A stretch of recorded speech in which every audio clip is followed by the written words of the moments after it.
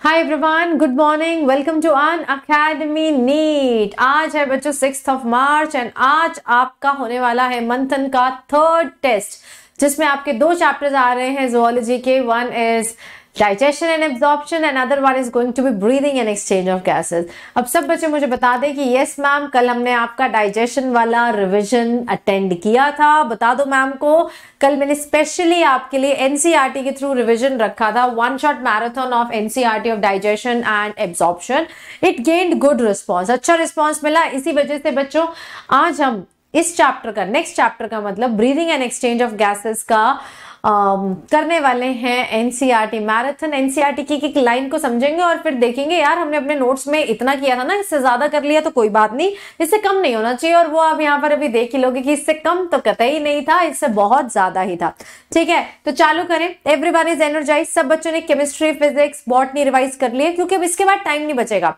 इसके बाद आपको जस्ट एक क्विकली अपने फॉर्मूलाज को रिवाइज करना है, रिलैक्स करना है, थोड़ा सा खाना खाना है और उसके बाद 3 से 6 अपना टेस्ट देने आ जाना है। ठीक है, तो माय नेम इज बच्चों सीप पाहुजा। जो बच्चे मुझे नहीं जानते हैं, I am a biology expert on Unacademy neat and ये है हमारी अमेजिंग सी टीम, जिससे आप मंथन बैच में डिटेल डिस्कशन कर रहे हो सारे टॉपिक्स की। तो 2021 वाले बच्चे जिनको लगता है कि उनके कुछ कॉन्सेप्ट्स मिस हो गए हैं, they are not that much confident in their preparation, तो मुझे लगता है this Manthan is the one course for you, जिसमें आपका कॉन्फिडेंस भी बूस्ट अप होगा और जो थोड़े बहुत टॉपिक आपके बच गए हैं वो भी कर सकते हो। इनफैक्ट अगर थोड़ा नहीं ज्यादा बचा है, even in that case also this course is going to help, because सुबह मॉर्निंग में आपको इतने सालों के एक्सपीरियंस वाले अनूप सर के साथ केमिस्ट्री सीखने का मौका मिलता है। देन बच्चे महेंद्र सर के साथ अमेजिंग वे में आप फिजिक्स सीखते हो एंड देन कोमल मैम के साथ बॉटनी, एंड जब हमारी टर्न आती है 3:30 दैट इज ऑफ ज़ूलॉजी। तो अगर आप बच्चे चैनल में नए आए हो तो डेफिनेटली चैनल को कर लीजिए subscribe and don't forget to press the bell icon. Bell icon press करोगे तभी आपको नोटिफिकेशन आएगी। अब देखो, आज हमारा टेस्ट है, तो टेस्ट से रेगुलर टाइम से थोड़ा हटके हमारा टाइम होता है ना। रेगुलर टाइम हमारा 3:30 है, लेकिन आज मैम सुबह 10-11 बजे आ गए। किस वजह से आई है? For revision. तो जो बच्चे बेल आइकन नहीं प्रेस करेंगे उन्हें नहीं पता चलेगा कि आज क्लास है। हाँ, उन्हें नहीं पता चलेगा, इसीलिए इट इज माई रिक्वेस्ट कि यार ये इंपॉर्टेंट चैनल है, सब्सक्रिप्शन भी जरूरी है, प्लस बच्चे बेल आइकन। क्या जा रहा है तुम्हारा, क्या जा रहा है? It's completely free of cost, है ना। तो हमारा अनअकैडमी भी यही एम है कि आपको फ्री ऑफ कॉस्ट जितना हम बेस्ट दे सकते हैं उतना दे डालें। ये सिर्फ आपका एग्जाम नहीं है बच्चों, इस साल ये हमारा एग्जाम भी है। हमारा भी एम है कि यार बेस्ट से बेस्ट रैंक हमने इसी चैनल से निकालना है। ठीक है राइट। सो टेलीग्राम चैनल को बच्चे आप ज्वाइन कर लीजिए, क्योंकि यहीं पे आपके साथ डीपीपी डिस्कशन होती है, साथ ही में हम सेशंस को डिस्कस करते हैं, आपको नोटिफिकेशन भेजते हैं यहाँ पर। तो t.me/unacademyneet_official link you will find in the description box. Then बच्चों, Unacademy Ignite is a scholarship test. ठीक है, ये scholarship test completely free of cost है, संडे को होता है। सब बच्चे स्कॉलरशिप टेस्ट में जाकर हिस्सा ले सकते हैं आराम से, right. And then there are certain plus batches also, like Umeed batch, achievers batch, जो कि बच्चे स्टार्ट हुआ था 3 मार्च को, जिसमें आपको डेमो क्लास लेने का ही मौका मिला था। अमेजिंग टीचर्स हैं यहाँ पर। Then early enthuse batch for NEET 2022 which is starting on 6 March, right, जिसमें आपको फ्री डेमो क्लास का मौका मिला था 1 से 6 मार्च तक। ठीक है, तो इन सब बैचेस में आप एनरोल कर सकते हो, क्योंकि अमेजिंग फैकल्टीज हैं, सबका प्लस कोर्स है, हमारा भी प्लस कोर्स है। आप हमारे प्लस कोर्स में भी एंट्री ले सकते हो, है ना, बाय यूजिंग कोड सीपलाइव। सीपलाइव यूज करोगे तो आप सबके भी देख पाओगे, मेरे भी देख पाओगे, जिससे पढ़ना है उससे पढ़ाई कर पाओगे। साथ ही में एक चीज बता दूं बच्चे, एवरी संडे हमने आपका मंथन संडे को क्यों नहीं रखा, क्योंकि कल आपका कॉम्बैट है। Every Sunday there is Unacademy combat which is a scholarship test free of cost, जिसमें आपको चांस मिलता है Unacademy subscription totally free of cost पाने का। ठीक है, जस्ट आपको 11 बजे आकर क्या देना है, टेस्ट देना है। तो उसके लिए अनअकैडमी का ऐप डाउनलोड कर लो या फिर unacademy.com पे जाओ, एनरोल कर लो अपने आप को कॉम्बैट के लिए। फ्री स्कॉलरशिप टेस्ट है, घर बैठे हुए देना है, कहीं नहीं जाना है, सिर्फ एनरोल करना है। एनरोल करने के लिए वो आपसे पूछेगा कोड, तो आप कोड डाल देना। क्या डाल दोगे? सीपलाइव। ठीक है, मैम का नाम है, आगे लगा देना आप लाइव। राइट बच्चों, चलिए आगे चलते हैं। So let us start with our revision of breathing and exchange of gases। उससे पहले आप देख लीजिए, ये है आपका स्केड्यूल, जिसमें हम 30 अप्रैल को आपका complete syllabus physics, chemistry, biology done कर देंगे।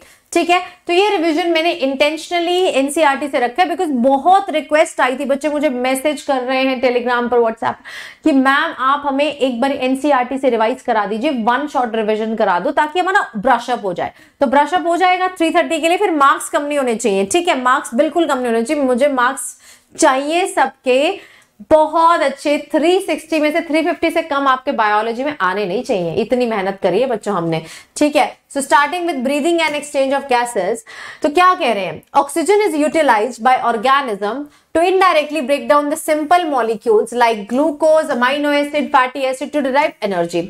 अब पता ही है हमने खाना क्यों खाया था, खाना क्यों खाया था बच्चे, ताकि हम एनर्जी बना पाए। तो ग्लूकोज बना लिया था लास्ट चैप्टर में, अमाइनो एसिड बना लिए, फैटी एसिड बना लिए, लेकिन उससे एनर्जी निकालने के लिए बच्चों उसको ऑक्सीडाइज करना पड़ता है।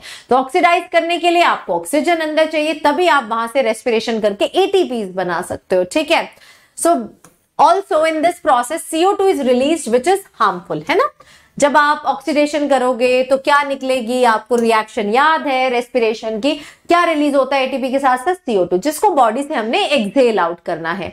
तो ये दोनों चीजें, inhalation of oxygen and exhalation of CO2, किसके अंडर आती है बच्चों, एक प्रोसेस के अंदर जिसको आप बोलते हो breathing, which is commonly called as respiration, although they are not exactly same, क्योंकि रेस्पिरेशन बच्चे होता है oxidation of food to release energy and breathing is simply inhalation and exhalation. But हाँ, आपकी क्लास तक हम इसको सिनोनिमसली यूज कर सकते हैं, ठीक है। So you know that it is actually due to breathing.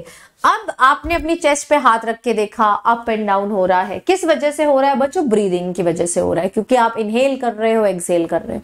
ये सारा ब्रीदिंग का प्रोसेस करने में there are certain organs which take part, proper system है बेटा आपका। उस सिस्टम को क्या बोलते हो आप, रेस्पिरेटरी सिस्टम। कहां से चालू होगा, आपकी नेजल कैविटी से चालू होगा, नॉस्ट्रल से चालू होगा, जहां से हवा अंदर जाएगी और अल्टीमेटली उसको कहां भेजना है, ब्लड में। तो ब्लड में भेजने के लिए उसको एक्सचेंज की साइड पे भेजेंगे, एक्सचेंज की साइड प्रेजेंट है आपके लंग्स के अंदर। तो स्टार्ट करते हैं बच्चों रेस्पिरेटरी सिस्टम।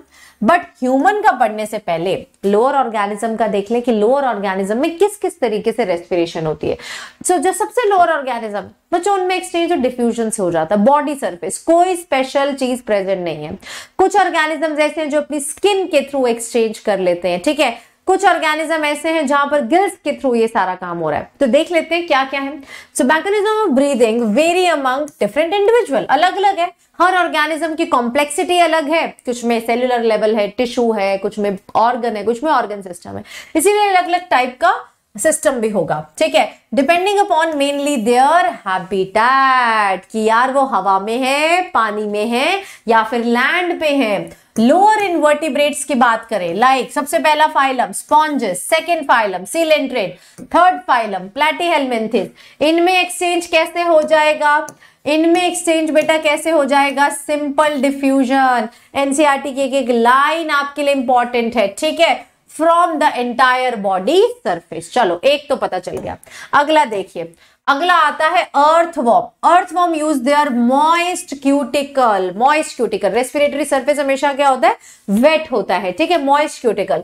और अगर बात कर ले हम, अगर बेटा बात कर ले हम इंसेक्ट्स की, इंसेक्ट्स के पास है network of tubes which are called as tracheal system. Animal kingdom जिसको याद है उसने देखा होगा कैसे कॉकरोच के अंदर हवा आती है, स्पाइरिकल्स, ट्रैकिया, ट्रैकियोल्स एंड आगे टिश्यू फ्लूइड में, ठीक है। इसके अलावा बच्चे there are certain structures which are called as gills.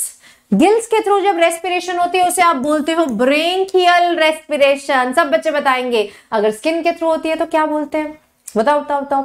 Skin के थ्रू जब रेस्पिरेशन होती है तो क्या बोलते हैं उसको बोलते हैं, यस कुछ बच्चे ठीक आंसर भी देंगे ऑफ कोर्स, उसको बोलते हैं क्यूटेनियस रेस्पिरेशन। लंग्स के थ्रू हो जाए तो पल्मोनरी रेस्पिरेशन, ठीक है। So gills are used by most of the aquatic arthropod, ठीक है, एंड मोलस्कन्स। एक्वाटिक है ना, गिल्स तो पानी वाले ही करेंगे। Whereas vascularized bags which are lungs, they will show pulmonary respiration. We had discussed कौन शो करेगा, terrestrial forms for the exchange of gases. Among vertebrates बच्चों, fishes they use gills. Vertebrates की बात करो, pisces, fishes क्या use करते हैं, gills. Whereas amphibians, reptiles and birds and mammals, we all respire through lungs. अब आपको तो पता ही है adult amphibian, फ्रॉग बच्चे जब बाहर होता है तो किससे रेस्पिरेशन कर लेता है? लंग से कर लेता है. पानी में जाता है तो स्किन से कर लेता है. जो उसका टैडपोल है वो गिल्स से कर लेता है. ठीक है. Amphibians like frog can respire through moist skin, cutaneous. तो यहां पर आपको 3 वर्ड्स याद रखने. पहला आपको याद रखना है बच्चों पल्मोनरी रेस्पिरेशन, दूसरा क्यूटेनियस रेस्पिरेशन एंड तीसरा आपको याद रखना है ब्रेंकियल रेस्पिरेशन. इस तरीके से हम हाईलाइट करते हैं एनसीईआरटी को. ठीक है. ये जो मैंने मेन पॉइंट्स हाईलाइट कर लिए, अंडरलाइनिंग की बात नहीं कर रही मैं, हाईलाइटिंग की बात कर रही हूं. तो कभी भी ओवर क्राउडेड मत किया करो एनसीईआरटी को. आपको ये बुक मोर देन 2 years पढ़नी होती है, तो इस बुक को ना थोड़ा साफ सुथरा रखो, जगह थोड़ी रखो तरीके से जहां पर आप एक्स्ट्रा पॉइंट्स नोट कर पाओ. ठीक है. अब बात कर लेते हैं ह्यूमन रेस्पिरेटरी सिस्टम की, कि हमारे अंदर क्या सिस्टम. पल्मोनरी रेस्पिरेशन है ना, तो हमारे अंदर क्या सीन चल रहा है. सो वी हैव, सबसे पहले क्या होगा, सबसे पहले होगा बच्चे नॉस्ट्रल्स. ठीक है. पेयर ऑफ नॉस्ट्रल, जहां से हवा अंदर गई. अंदर जाने के बाद अपर लिप्स के ऊपर कहां एंट्री ले लेगी? नेजल चेंबर में, through the nasal passage. Then nasal chamber किस में खुलेगा? फेरिंग्स में खुलेगा, which is a common passage for both food and air. अब नेजल चेंबर में क्या हुआ? नेजल चेंबर में थे हेयर, जिन्होंने बच्चों डस्ट पार्टिकल्स को ट्रैप कर लिया. नेजल चेंबर्स में क्या हुई? कंडीशनिंग हुई एयर की. कंडीशनिंग मतलब एसी चला दिया अंदर. एसी माने मतलब जो बॉडी का टेम्परेचर है ना, उसी बॉडी के टेम्परेचर पे हम इनकमिंग एयर को भी ले आए, टेम्परेचर चेंज कर दिया. प्लस साथ में क्या हुई? इसी जगह पर ह्यूमिडिफिकेशन हुई. देन बच्चे हवा आ गई आपके फेरिंग्स में. ये पाथवे याद करो, nostrils, cavity, pharynx, which is common passage for both food and air. Pharynx will open into the larynx region, है ना. ये इस तरीके से आपका लेरिंग्स होता है. Yes, which is also called as voice box. इस लेरिंग्स की ओपनिंग को क्या बोलते हो आप? ग्लॉटिस. इसके ऊपर एक फ्लैप होता है जो फूड की एंट्री यहां प्रिवेंट करता है, that is called as epiglottis. Then बच्चों इस लेरिंग्स के बाद आगे क्या आ जाता है आपका? Trachea, which is lined bye incomplete cartilaginous rings. ठीक है. सो लेरिंग्स क्या है? लेरिंग्स की बात हो रही है. It is a cartilaginous box. Very important. क्या है बच्चों? ये कार्टिलेजिनस बॉक्स है.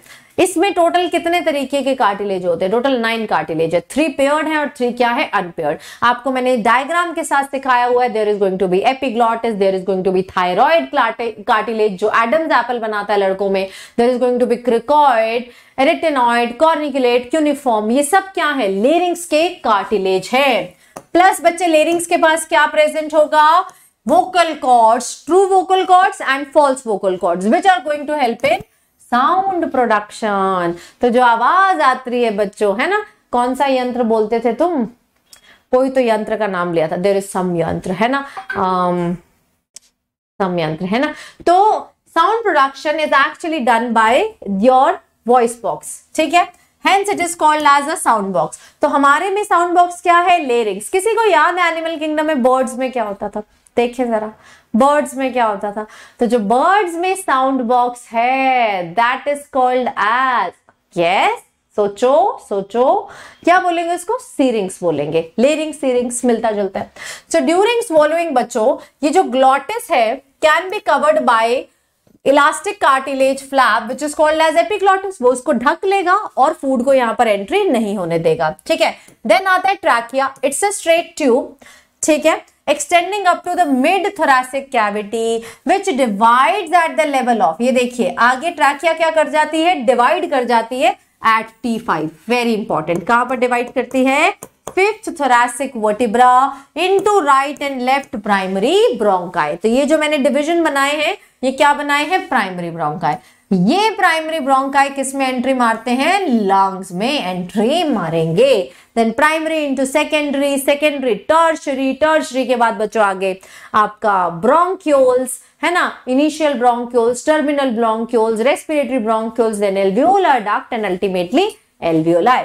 ठीक है. Each bronchi undergoes the repeated division to form secondary, then tertiary, then बच्चे bronchioles, ending up at very thin, पतला होता जा रहा है बच्चे आगे जाते जाते. ठीक है. बहुत पतला होता जा रहा है. terminal bronchiole, the tracheae, primary, secondary, tertiary and initial bronchiole, they are supported by cartilaginous rings. तो ये जो cartilaginous rings है ना, वो सिर्फ ट्रैकिया के अराउंड नहीं है। अंदर जाते जाते आपका प्राइमरी ब्रोंकाई, देन बेटा सेकेंडरी ब्रोंकाई, देन बेटा tertiary bronchi, then bronchioles, initial bronchiole तक।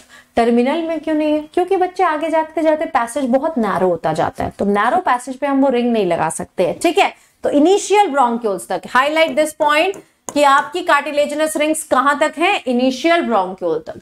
So each terminal bronchiole will give rise to irregularly thin walled bags which are called as alveoli. अब जाकर आपके एल्वियोलाई बने हैं, इतनी डिविजन के बाद बने हैं। दे आर हाईली वैस्कुलराइज्ड, है ना, इसमें बहुत सारी ब्लड वेसल्स प्रेजेंट है। So the branching network of bronchi, bronchioles and alveoli comprises of lungs। तो ये सारी चीजें आपकी कहां प्रेजेंट होंगी? लंग्स में। आप देख सकते हो यहां पर, ये देखिए आपको यहां पर क्या दिखा? लेरिंग्स, जिसके ऊपर की कवरिंग को क्या बोलते हैं हम? ग्लॉटिस। अपर्चर को क्या बोलते हो? ग्लॉटिस। ग्लॉटिस के ऊपर जो फ्लैप है that is called as epiglottis. Then trachea supported by incomplete cartilaginous rings, ठीक है, dividing into bronchi, again supported by cartilaginous rings, primary, secondary, tertiary supported by rings, then बच्चे up till initial bronchioles supported by rings, terminal में जाकर rings क्या होंगी? खत्म होंगी। Yes, so how many lungs do we have? सबसे difficult question आ गया कि कितने लंग्स हैं भाई हमारे पास, सबसे टफ क्वेश्चन। दे दो बच्चे, धड़ाधड़ आंसर दे दो। How many lungs do we have? We have only 2 lungs which are covered by, देखो लंग्स वेरी इंपॉर्टेंट स्ट्रक्चर, ठीक है। कल परसों हमने किडनी किया था, kidney is also covered by 3 capsules. Then हमने हार्ट किया था, हमने देखा it is covered by pericardium. Then हमने लंग्स देखा, lungs are also important, one of the vital organs. So they are covered by double layered pleural membranes. बाहर वाली membrane को आप बोलते हो विसरल प्लूरा, ठीक है। इसमें जो आउटर मेम्ब्रेन है that is called as parietal pleura, ठीक है, एंड जो इनर मेम्ब्रेन है that is called as visceral pleura. So question ये आता है बच्चों कि out of parietal and visceral pleura which one is touching the thoracic cavity? जो थोरैसिक केज है आपका उसको कौन टच कर रहा है? पेराइटल वाला टच कर रहा है, विसरल वाला? खुद सोचो ना, खुद सोचो, आप आंसर भी दो साथ साथ में। विसरल जो है वो अंदर वाली साइड है, वो लंग्स के सरफेस को टच कर रहा है। पेराइटल बाहर वाली साइड है, तो बाहर की जो थोरैसिक वॉल है उसको कौन टच करेगा? पेराइटल, ठीक है। इन दोनों के बीच में क्या प्रेजेंट होगा? Pleural fluid which will reduce the friction, plus बच्चे it will act as shock absorber, ठीक है। So it is going to reduce the friction. अब बात कर लेते हैं इसकी। The outer pleural membrane is in close contact with, वही क्वेश्चन जो मैंने आपको बताया, it is in close contact with inner lining, ठीक है, thoracic lining, and the inner one will be in contact with the lung surface। बाहर वाला किसके कांटेक्ट में होगा? बाहर जो सामान है thoracic lining, और अंदर वाला lungs को डायरेक्टली टच करेगा, ठीक है। Now the part starting with external nostrils up to terminal bronchioles constitute the conducting part। समझ रहे हो? conducting part का मतलब है यहां पर सिर्फ एयर का पैसेज होगा, no exchange is going to happen। Primary bronchi, secondary, tertiary, initial bronchioles, terminal bronchiole तक कोई गैसियस एक्सचेंज नहीं हो रहा, सिर्फ हवा ट्रैवल कर रही है। सो इस पार्ट को आप बोलते हो कंडक्टिंग पार्ट। वेयर एज जहां पर एल्वियोलाई है and there duct, alveolar duct and alveoli, they are going to form the respiratory और द एक्सचेंज पार्ट। समझ ही रहे हो, है ना। सबसे पहले आया प्राइमरी ब्रोंकाई, ठीक है, then secondary, then tertiary, then initial bronchioles, then बच्चे आए terminal bronchioles.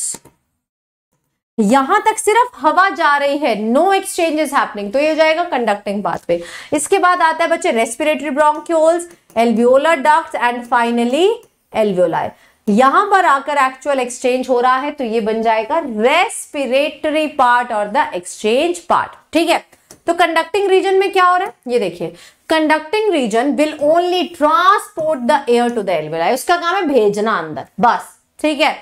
Clears it from the foreign particle, क्योंकि बच्चे यहाँ पर म्यूकस रिलीज होता है, ठीक है, जो डस्ट पार्टिकल को ट्रैप करेगा। देन सिलिएटेड एपिथेलियम है, सूडोस्ट्रैटिफाइड सिलिएटेड एपिथेलियम, जो उसको ऊपर की तरफ धक्का मारेगा और नोज के थ्रू जो आपका वेस्ट प्रोडक्ट निकलता है वो इसी सीलिया की मूवमेंट की वजह से निकलता है।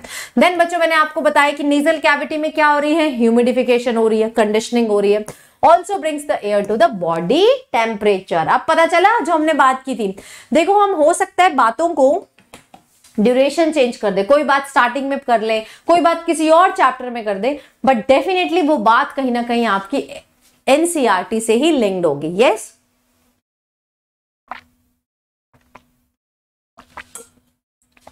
ठीक है, अपने आप को हाइड्रेटेड रखा करो, मैम ने कितनी बारी बताया, पानी पीना नहीं भूलना। Yes, so exchange part is the site of actual diffusion.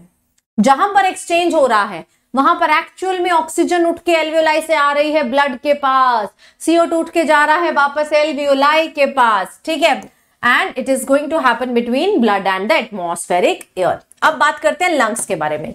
So lungs are situated in abdominal और थोरैसिक चैम्बर। कहां पर होंगे, ऊपर वाले चेंबर में, डायफ्राम के ऊपर है ना, so they are located in the thoracic chamber.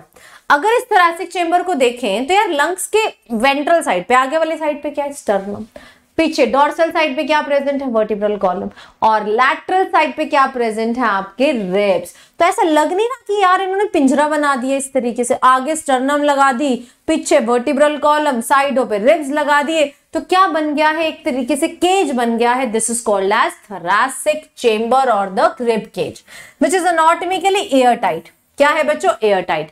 देखिए dorsally lined by vertebral column, ठीक है, dorsally lined by vertebral column, ventrally by sternum, ventral ये वाली साइड होती है, एंड लैटरली, लैटरली मतलब लेफ्ट और right side, lined by ribs. और नीचे वाली साइड तो भूल ही गए, नीचे वाली साइड क्या है, एक dome shape structure which is called as diaphragm. याद रखना है, diaphragm is a property of only mammals.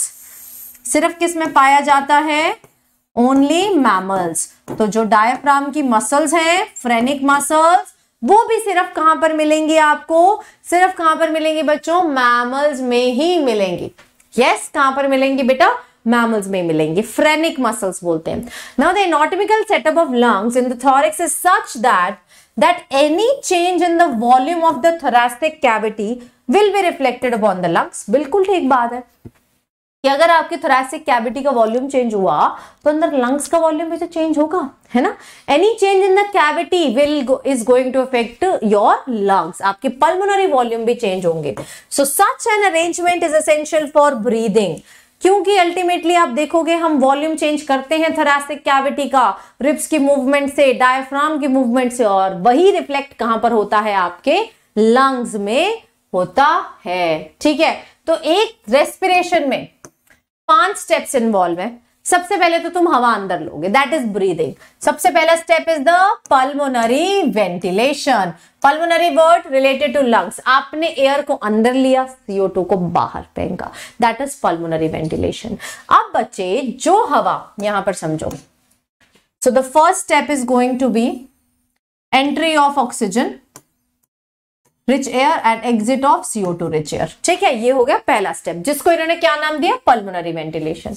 दूसरे में क्या बोल रहे हैं, diffusion of gases across the alveolar membrane. ये जो ऑक्सीजन लिया है आपने, इस ऑक्सीजन को वाया डिफ्यूजन किसके पास भेज दोगे, ब्लड वेसल के पास, जो एल्वियोलाई के पास प्रेजेंट है, ठीक है। तो ये हो जाएगा सेकेंड स्टेप।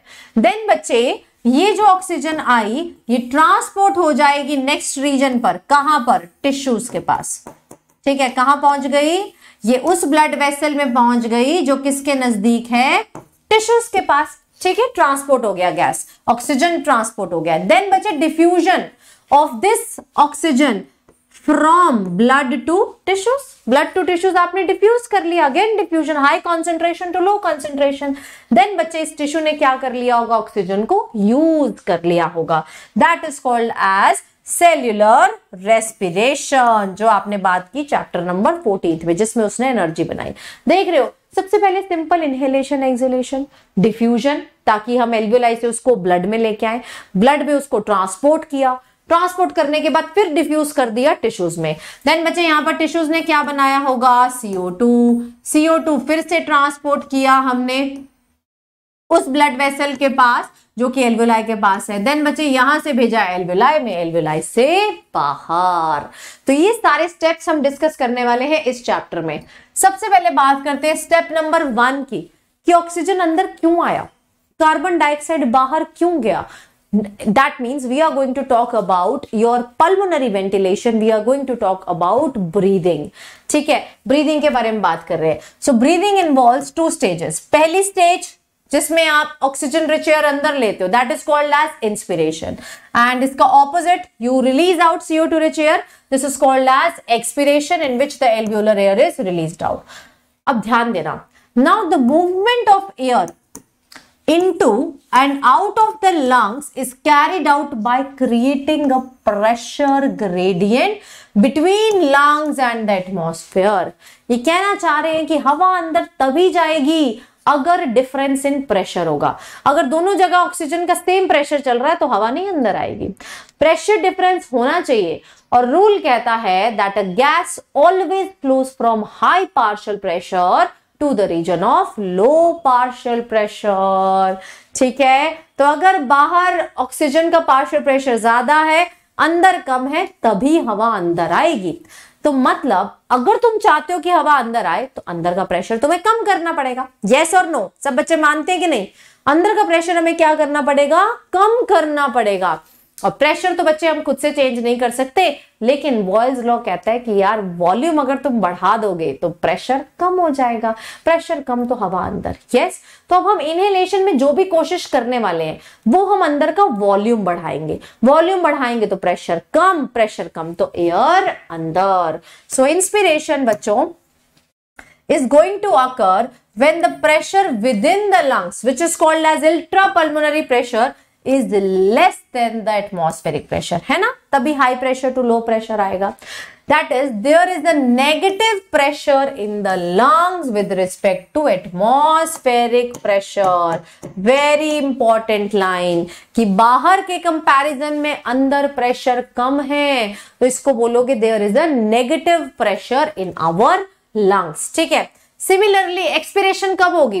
तुम्हें हवा बाहर फेंकनी है, हाई पार्शियल प्रेशर टू लो, अंदर का पार्शियल प्रेशर बढ़ाना है तो वॉल्यूम कम कर दो, वॉल्यूम कम तो प्रेशर ज्यादा तो CO2 रिच एयर बाहर के नहीं, है ना? Similarly expiration will take place when intrapulmonary pressure is higher, है ना? क्योंकि गैस फ्लो करेगी high partial pressure to low partial pressure than the atmospheric pressure. So अब क्या कराएं बच्चों, क्या कराएं? तुम खुद सोचो। यस, तुम खुद सोचो। एक जगह है आपके पास इंस्पिरेशन, ठीक है बेटा, दूसरी जगह पर क्या प्रेजेंट है आपके पास? एक्सपिरेशन।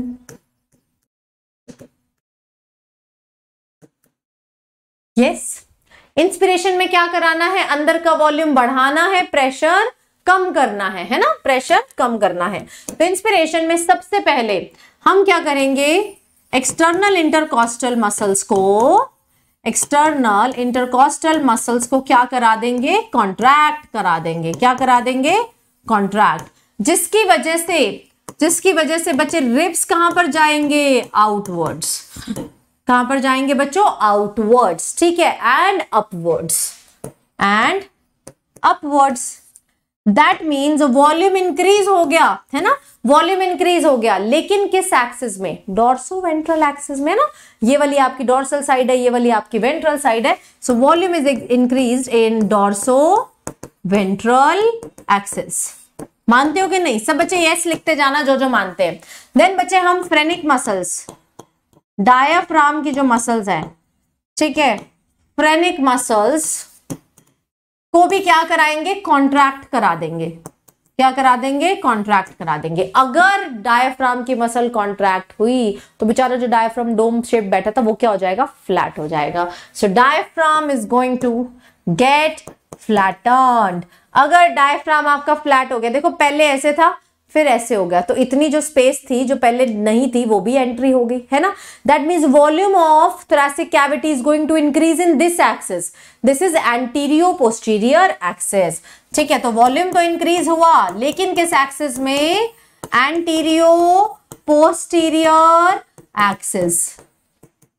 ठीक है, वॉल्यूम इंक्रीज करा दिया तो अल्टीमेटली प्रेशर क्या हो जाएगा? कम, गैस आ जाएगी अंदर, जिसको आप बोलते हो इनहेलेशन। ठीक है, अब इनहेलेशन में तुमने क्या कराया? दोनों मसल्स को क्या कराया? कॉन्ट्रैक्ट। जब कॉन्ट्रैक्शन होती है तो एटीपी यूज होता है, तो मतलब inhalation is a type of, normal inhalation है बच्चों, it is a type of active process, है ना। काम करा रहे हो तुम, मसल से कॉन्ट्रैक्ट करा रहे हो, तो ये क्या प्रोसेस हो जाएगा? एक्टिव प्रोसेस, जिसमें एनर्जी लगती है। अब आ जाओ एक्सपिरेशन। एक्सपिरेशन में तुम चाहते हो हवा बाहर चली जाए, अंदर high partial pressure condition create कर दोगे तो हवा बाहर चली जाएगी। अंदर हाई प्रेशर कंडीशन कैसे क्रिएट होगी? वॉल्यूम कम कर दो। वॉल्यूम कैसे कम होगा? ये जो कॉन्ट्रैक्ट कर रहा था इसको रिलैक्स करा दो। ठीक है, external intercostal they are going to relax.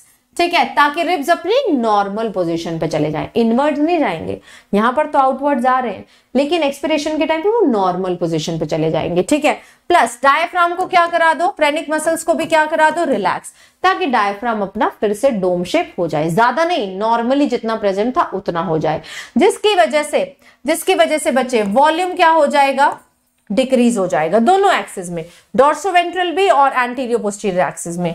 Volume decrease हुआ तो प्रेशर इंक्रीज तो क्या होगी? एक्सहेलेशन। तो तुमने एक्सहेलेशन में कोई काम नहीं कराया, नॉर्मल एक्सहेलेशन की बात हो रही है, नॉर्मल एक्सहेलेशन, कोई फोर्स की बात नहीं हो रही है, कोई काम नहीं कराया, सिर्फ क्या कराया? रिलैक्सेशन कराया। This is elastic recoil of lungs बच्चों। रिलैक्सेशन के वक्त थोड़ा एनर्जी लगती है ना। तो normal expiration is going to be passive process, normal। लेकिन अगर तुम कराओगे forced expiration, उसमें और मसल्स पार्टिसिपेट करते हैं, that will become an active process।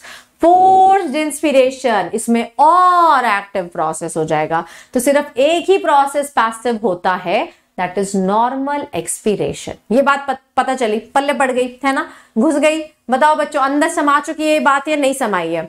बताओ। चलो, अब यही चीज यहां लिखी होगी, अभी देखना। So diaphragm and the specialised set of muscles which are external intercostal, internal intercostal, between the ribs help in the generation of such gradients. पहले इंस्पिरेशन हमने डिस्कस कर लिया है, initiated by contraction of diaphragm which will increase the volume in anterior posterior axis, then contraction of external intercostal। जो बच्चे ribs को बाहर की तरफ फेंकेंगे वो क्या करेंगे? वॉल्यूम बढ़ाएंगे in the dorsoventral axis। ठीक है, in the dorsoventral axis। Overall increase in the volume will ultimately decrease the pulmonary pressure। Pressure decrease हुआ तो बच्चे क्या हो जाएगी? इंस्पिरेशन। इसका उल्टा क्या हो जाएगा? एक्सपिरेशन। क्या कराना है? सिर्फ रिलैक्सेशन।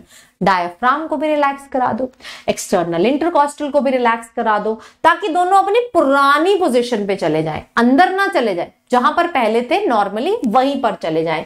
ये क्या करेगा बच्चे? वॉल्यूम को कर देगा रिड्यूस, प्रेशर को कर देगा, इंट्रापल्मोनरी प्रेशर को कर देगा slightly above the atmospheric pressure. ठीक है, थोड़ा सा ज्यादा, जिसकी वजह से क्या हो जाएगी? एक्सपीरेशन। सो ये है बच्चों आपके सामने। आपको ऐसा क्वेश्चन भी आ सकता है कि डायफ्राम कॉन्ट्रैक्टेड दिखा रहे हैं, ठीक है, वॉल्यूम ऑफ थॉरैक्स इंक्रीज दिखा रहे हैं, बताओ ये इंस्पिरेशन को स्टिमुलेट कर रहा है या एक्सपिरेशन को? तो तुम खुद देख के बता दोगे यार डायफ्राम कॉन्ट्रैक्ट हो रहा है। ठीक है, डायफ्राम कॉन्ट्रैक्ट होकर नीचे आ रहा है, वॉल्यूम बढ़ रहा है, प्रेशर कम होगा, प्रेशर कम तो हवा अंदर आएगी। This is representing inspiration. Okay, जबकि जो दूसरा डायग्राम है जिसमें वॉल्यूम क्या हो रहा है? वॉल्यूम क्या हो रहा है बच्चे? ज्यादा। प्रेशर क्या हो रहा? वॉल्यूम क्या हो रहा है? कम। प्रेशर क्या हो रहा है? ज्यादा। प्रेशर ज्यादा तो एक्सपीरेशन। ठीक है, राइट बच्चों। सो ऑन एन एवरेज कितना ब्रीथ करते हैं हम? 12 to 16 टाइम्स पर मिनट। एक इन्फेंट का ब्रीदिंग रेट ज्यादा होता है as compare to an adult. ठीक है, तो हमारा कितना है? 12 से 16। एक बच्चे से सवाल पूछा गया था, मैं हमेशा शेयर करती हूँ कि यार तुम्हारा ब्रीदिंग रेट कितना है? उसे छूटते ही बोला 72 टाइम्स। मैंने कहा 72? 72 टाइम्स तुम लोग इनहेलेशन एक्सहेलेशन कर लेते हो बच्चे? नो, वो आपका हार्ट रेट है। 12 to 16 times only under normal condition, ठीक है। So the volume of air involved in breathing movement can be estimated by using a spirometer. तो अब हम बात करेंगे various types of pulmonary volumes as well as pulmonary capacities. चलो draw कर लेते हैं, यहीं पे देख लेते हैं। तुम्हें सब आता है, सब कुछ मैंने कराया हुआ है ना। सो टेल मी बच्चों, the volume of air inspired or expired during normal breathing is called as TV, है ना, tidal volume। 500 ml होता है, कोई फोर्स नहीं लगानी, जितना तुम नॉर्मली अंदर लिए 500 ml, जितना बाहर किए again 500 ml, that is going to be called as tidal volume. अब ये जो तुमने टाइडल वॉल्यूम अंदर लिया, ठीक है, इस टाइडल वॉल्यूम में से एक्चुअली में एक्सचेंज किसका होता है? देखो, इस 500 में से जो 150 है वो इस पैसेज में ही रह जाएगा। अंदर कितना पहुंचा? सिर्फ 350 पहुंचा। तो एक्चुअली में जो डेड वॉल्यूम है, डेड स्पेस वॉल्यूम, वो जगह भर रहा है, एक्सचेंज नहीं करा रहा। वो कितना है? 150। और एल्वियोलर वॉल्यूम कौन सा है? 350। तो आपको क्वेश्चन आ सकता है minute ventilation rate, alveolar ventilation rate. तो 1 मिनट में तुमने कितनी हवा अंदर ले ली, that is minute ventilation rate. क्या करोगे? 500 ml को मल्टीप्लाई कर दोगे 12 से, है ना, 12 या 16 से। देन बेटा अगर आ जाए एल्वियोलर वेंटिलेशन रेट, 1 मिनट में कितना एल्वियोलाई तक पहुंचा और एक्सचेंज हुआ, उसमें 500 को मल्टीप्लाई नहीं करोगे, किसको करोगे? 150 माइनस करके 350 को मल्टीप्लाई करोगे, क्योंकि 150 तो एनाटॉमिकली डेड स्पेस है, उसने कुछ नहीं किया। 500 में से एक्चुअल काम किसने किया? आपका 350 ने किया। किसने किया बच्चे एक्चुअल काम? आपका 350 ने किया। ये चीज क्लियर है? ऐसे न्यूमेरिकल्स आपको आ सकते हैं, ठीक है। Next, inspiratory reserve volume. So inspiratory reserve volume is going to be the extra volume of air that you can inhale forcefully। कि यार इतना तो तुम नॉर्मली ले गए, कितना एक्स्ट्रा लेके जा सकते हो? तो ये जो वॉल्यूम है that is inspiratory reserve volume, ठीक है। ये क्या है बच्चों? इंस्पिरेटरी रिजर्व वॉल्यूम, समझे? देन इनहेल किया तो बाहर भी छोड़ोगे। So the extra volume of air, ये नॉर्मल एक्सहेलेशन है, that you can exhale out. Forcefully कितना एक्सहेल कर सकते हो बाहर, that is called as expiratory reserve volume, ठीक है। लेकिन कितनी कोशिश कर लो बच्चों, कितनी कोशिश कर लो, there is going to be some volume of the air which will always stay in lungs, always stay in lungs। कितना प्राणायाम कर लो यार, कोशिश कर लो, वो बाहर नहीं आएगा। That is called as residual volume। क्यों बाहर नहीं ला रहे? क्योंकि बाहर लेके आएंगे तो एक्सचेंज रुक जाएगा। इसके होने की वजह से हर वक्त एक्सचेंज चल रहा है। बाहर ले आएंगे तो एल्वियोलाई क्या कर जाएंगी? कोलैप्स कर जाएंगी, ठीक है बेटा, कोलैप्स कर जाएंगी। तो ये है डिफरेंट टाइप ऑफ वॉल्यूम। जब एक से ज्यादा वॉल्यूम मिलता है तो क्या बनाता है? कैपेसिटी, ठीक है। जैसे TV plus IRV is called as inspiratory capacity, TV plus ERV is called as expiratory capacity. ERV plus RV is called as functional residual capacity। और इन तीनों को, जिसको हम रेस्पिरेटरी इंडेक्स भी बोलते हैं, that is called as vital capacity। Total मिला लोगे तो क्या कहलाएगा? Total lung capacity. किसी का भी आपसे वैल्यू पूछी जा सकती है, क्योंकि सारी वैल्यूज आपकी एनसीईआरटी ने दी है। जैसे 500 ml is TV, IRV is 2500 to 3000, ERV is around 1000 to 1100। तो हो सकता है वो आपसे पूछे VC बता दो, तो VC तुम्हें पता होना चाहिए क्या है? IRV plus ERV plus TV. तो वैल्यू पता होगी तभी प्लस कर पाओगे ना, है ना बच्चों, तभी प्लस कर पाओगे। Next is residual volume, we have discussed around 1100 to 1200। अच्छा, एक सवाल आता है कि यार if a person, if a baby, how will you get to know that baby died before birth or baby died after birth? एक birth होता है स्टिल बॉर्न बर्थ, उसका होता है the one who is dead from the beginning, मतलब पैदा ही dead हुआ है। कुछ बच्चे होते हैं पैदा हो जाते हैं, पैदा होने के बाद उनकी डेथ होती है। तो कैसे पता लगाओगे कि किस वॉल्यूम से पता लगाओगे कि यार बेबी की डेथ बर्थ के बाद हुई या पहले हुई? सोचो, किस वॉल्यूम से? सारे ऑप्शंस हैं आपके, TV, IRV, ERV, RV, FRC, सब कुछ है, सारे ऑप्शंस हैं। कैसे पता लगाओगे कि उसकी डेथ कब हुई, पहले या बाद में? क्या देखोगे आप? हाँ जी, क्या देखोगे? यस, सोचिए सोचिए, क्या देखेंगे बच्चे? आप देखेंगे उसका रेजिडुअल वॉल्यूम, क्योंकि बच्चा सबसे पहली सांस कब लेता है? बर्थ के बाद लेता है। बर्थ के बाद उसके लंग्स अचानक से इन्फ्लेट होते हैं, तब उसके पास रेजिडुअल वॉल्यूम रहेगा। लेकिन अगर कोई बच्चा स्टिल बॉर्न है, मतलब बर्थ से पहले ही डेड था, उसमें there is not going to be any residual volume. Residual volume आपको किस डेड बॉडी में मिलेगा? जिसकी डेथ बर्थ के बाहर हुई। तो ऐसे conceptual question, application based question आपके यहां से बन सकते हैं। देन बच्चे IC, which is total of TV plus IRV discussed, ERV discussed, FRC discussed, and vital capacity and total lung capacity. यही वाइटल कैपेसिटी है बच्चों जो डॉक्टर्स कैलकुलेट करते हैं आपकी लंग्स की क्षमता को चेक करने के लिए, इसीलिए इसको बोला जाता है रेस्पिरेटरी इंडेक्स। क्या बोला जाता है? Respiratory index. तो क्वेश्चन आता है like out of all these volumes which can not be measured by spirometer, जो स्पायरोमीटर कभी बता ही नहीं सकता, कभी मेजर नहीं कर सकता। देखो, स्पायरोमीटर वो मेजर कर सकता है जो आप बाहर अंदर कर सकते हो। कौन सा वॉल्यूम आप बाहर अंदर नहीं कर सकते? That is RV. तो जिसके अंदर आरवी आ रहा है वो स्पायरोमीटर मेजर नहीं कर सकता। एक तो खुद से आरवी, प्लस बच्चों टीएलसी में भी आरवी आ रहा है, ये भी मेजर नहीं हो पाएगा।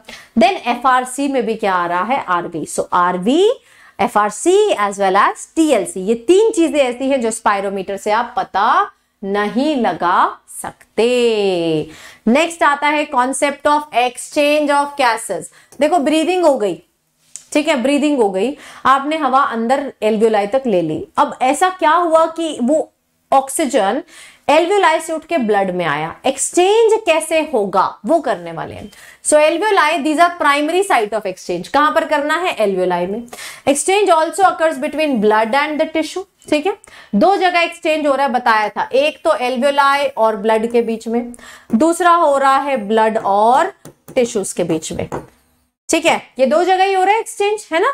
यहां पर ऑक्सीजन इधर आ रहा है, देन ऑक्सीजन इधर जा रहा है, देन टिश्यूज ने बनाया CO2 इधर आएगा एंड यहां से जाएगा इधर। इतना तो सब मानते है ना, सब मानते हैं। So oxygen and CO2 are exchange in these sites by simple diffusion. कैसे एक्सचेंज होता है बच्चे? कोई एनर्जी नहीं लगती, this is by simple diffusion. That means high concentration to low concentration. यहां पे आप गैसेस की कंसेंट्रेशन के बारे में बात नहीं करते, आप क्या बोल देते हो? High partial pressure to low partial pressure. Yes बेटा, क्या बोल दोगे? पार्शियल प्रेशर में बात करोगे, ठीक है। Plus second thing, solubility of gases as well as thickness of membrane involved in the diffusion are also important steps। तो जो membrane है, जहां से diffusion होनी है, जो membrane है वो क्या होनी चाहिए? थिन होनी चाहिए। और solubility किसी गैस की क्या होनी चाहिए? हाई होनी चाहिए, तभी इजी डिफ्यूजन होगा। जैसे बात करें ऑक्सीजन और CO2 की, किसकी solubility ज्यादा है बच्चों? बताओ, किसकी solubility ज्यादा है ऑक्सीजन और CO2 में से?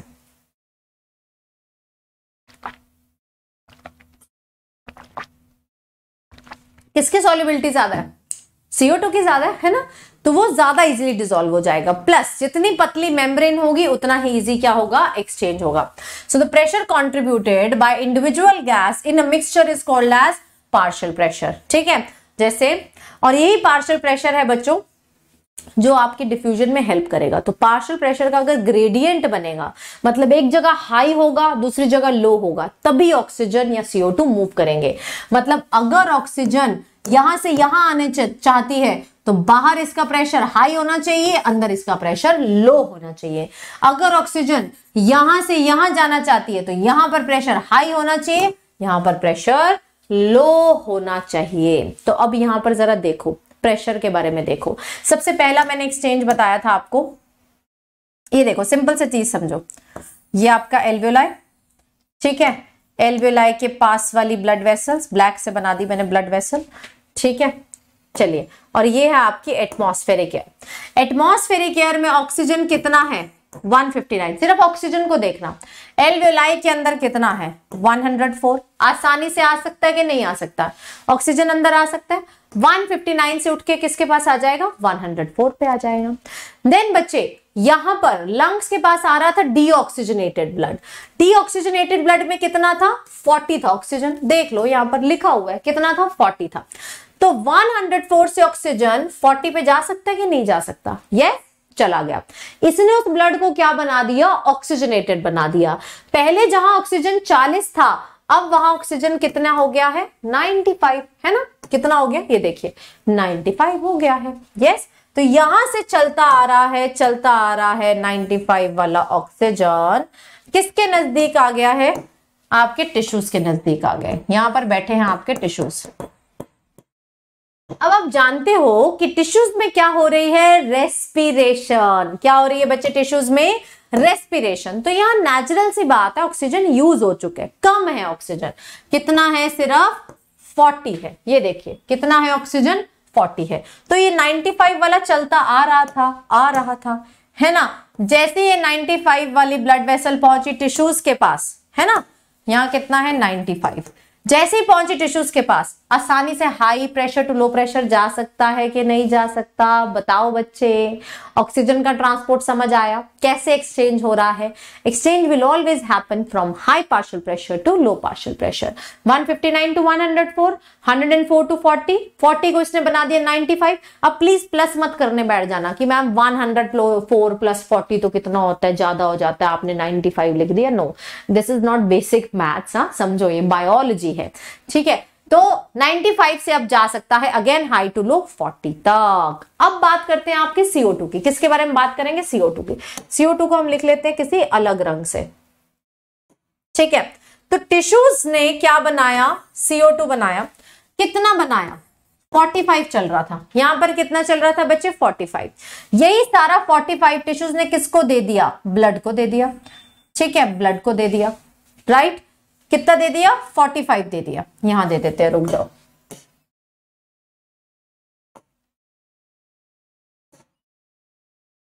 ओके,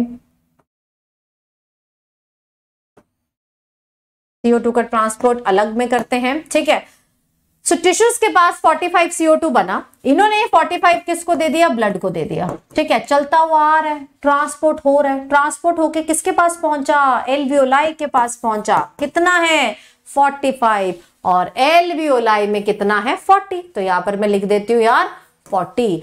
तो क्या CO2 high pressure to low pressure आ सकता है? बिल्कुल आ सकता है। तो ब्लड से कहां पर जाएगा? आपकी एल्वियोलाई के पास जाएगा। अब बाहर देखो, एटमॉस्फेरिक एयर में देखो कितना है? 0.3। तो ऑब्वियसली 40 टू 0.3 जा सकता है कि नहीं जा सकता? बताओ, yes or no? Of course बच्चों, है ना? जा सकता है। So both the gases, if you will see, they are exchanging from high partial pressure to the region of low partial pressure। तो ये आपको क्या करना पड़ेगा? याद करना पड़ेगा बेटा कि कितना पार्शियल प्रेशर है उसका डिफरेंट रीजन्स में। मैंने आपको समझा दिया है एक्सचेंज किस तरीके से होता है। यहां पर देखिए 159 से 104, 104 से 40, 40 को इसने बना दिया यहां पर 95, 95 से जा सकता है आसानी से 40 तक। देन बच्चों यहां पर CO2 बना 45, 45 इन्होंने दे दिया डीऑक्सीजनेटेड ब्लड को, ठीक है? चलता हुआ आ रहा है, ठीक है? 45 से CO2 जा सकता है 40, हाई टू लो। 40 से जा सकता है बाहर, क्योंकि बाहर है 0.3। So this will explain whole of the exchange of the gases, oxygen plus CO2। बताइए समझ आया कि नहीं आया? एक्सचेंज हो गया। अब हमने क्या करना है? ट्रांसपोर्ट करना है। ब्रीदिंग कर लिया, एक्सचेंज हो गया। अब बच्चे देखेंगे कि ऑक्सीजन कैसे ट्रांसपोर्ट हो रहा है, CO2 कैसे ट्रांसपोर्ट हो रहा है। यस, करें? चलिए आगे आ जाइए। So next moving on to the discussion, ठीक है? So gradient is present for CO2 in the opposite direction. बिल्कुल, अगर ऑक्सीजन के लिए ऐसे ग्रेडियंट है तो CO2 के लिए ऐसे ग्रेडियंट है। That is from tissues to blood, blood to alveoli, alveoli to outside. CO2 की सॉल्युबिलिटी अभी बात की थी, हाई होती है एज कंपेयर टू ऑक्सीजन। कितना? 20 to 22 times, 25 times higher than that of oxygen। इसी वजह से CO2 ज्यादा फास्टली डिसॉल्व होगा एज कंपेयर टू ऑक्सीजन। ठीक है बच्चों, ठीक है? So the amount of CO2 that can diffuse through the diffusion membrane per unit area, ठीक है, difference in the partial pressure is much higher. ठीक है, CO2 ज्यादा डिफ्यूज होगा क्योंकि उसकी सॉल्युबिलिटी क्या है, ज्यादा है। अब बात करते हैं कि यार ये जो जहां पर डिफ्यूजन हो रही है इस मेम्ब्रेन के अंदर क्या क्या है। This is actually your diffusion membrane, exchange membrane, जहां पर एक्सचेंज हो रहा है। So the diffusion membrane is made up of 3 major layers. देख रहे हो बच्चों, diffusion membrane is made up of 3 major layer. ये देखो, सबसे पहले ये आपका alveoli. Alveoli is lined by squamous epithelium. ठीक है, ये स्क्वामस एपिथेलियम के जो सेल्स हैं इनको हम बोलते हैं टाइप 1 न्यूमोसाइट। Type 1 pneumocytes. ठीक है, अब इसके नजदीक क्या प्रेजेंट है, हमारी blood vessel which is also lined by squamous epithelium. ठीक है, स्क्वामस एपिथेलियम जिसको आप क्या बोलते हो, endothelium. Yes, this is called as endothelium. ठीक है, और बीच में आपको क्या मिलेगी बच्चे, बीच में आपको क्या मिलेगी, बेसमेंट मेम्ब्रेन। ये जो बीच का एरिया है, ठीक है, इसको आप क्या बोल दोगे, बेसमेंट मेम्ब्रेन।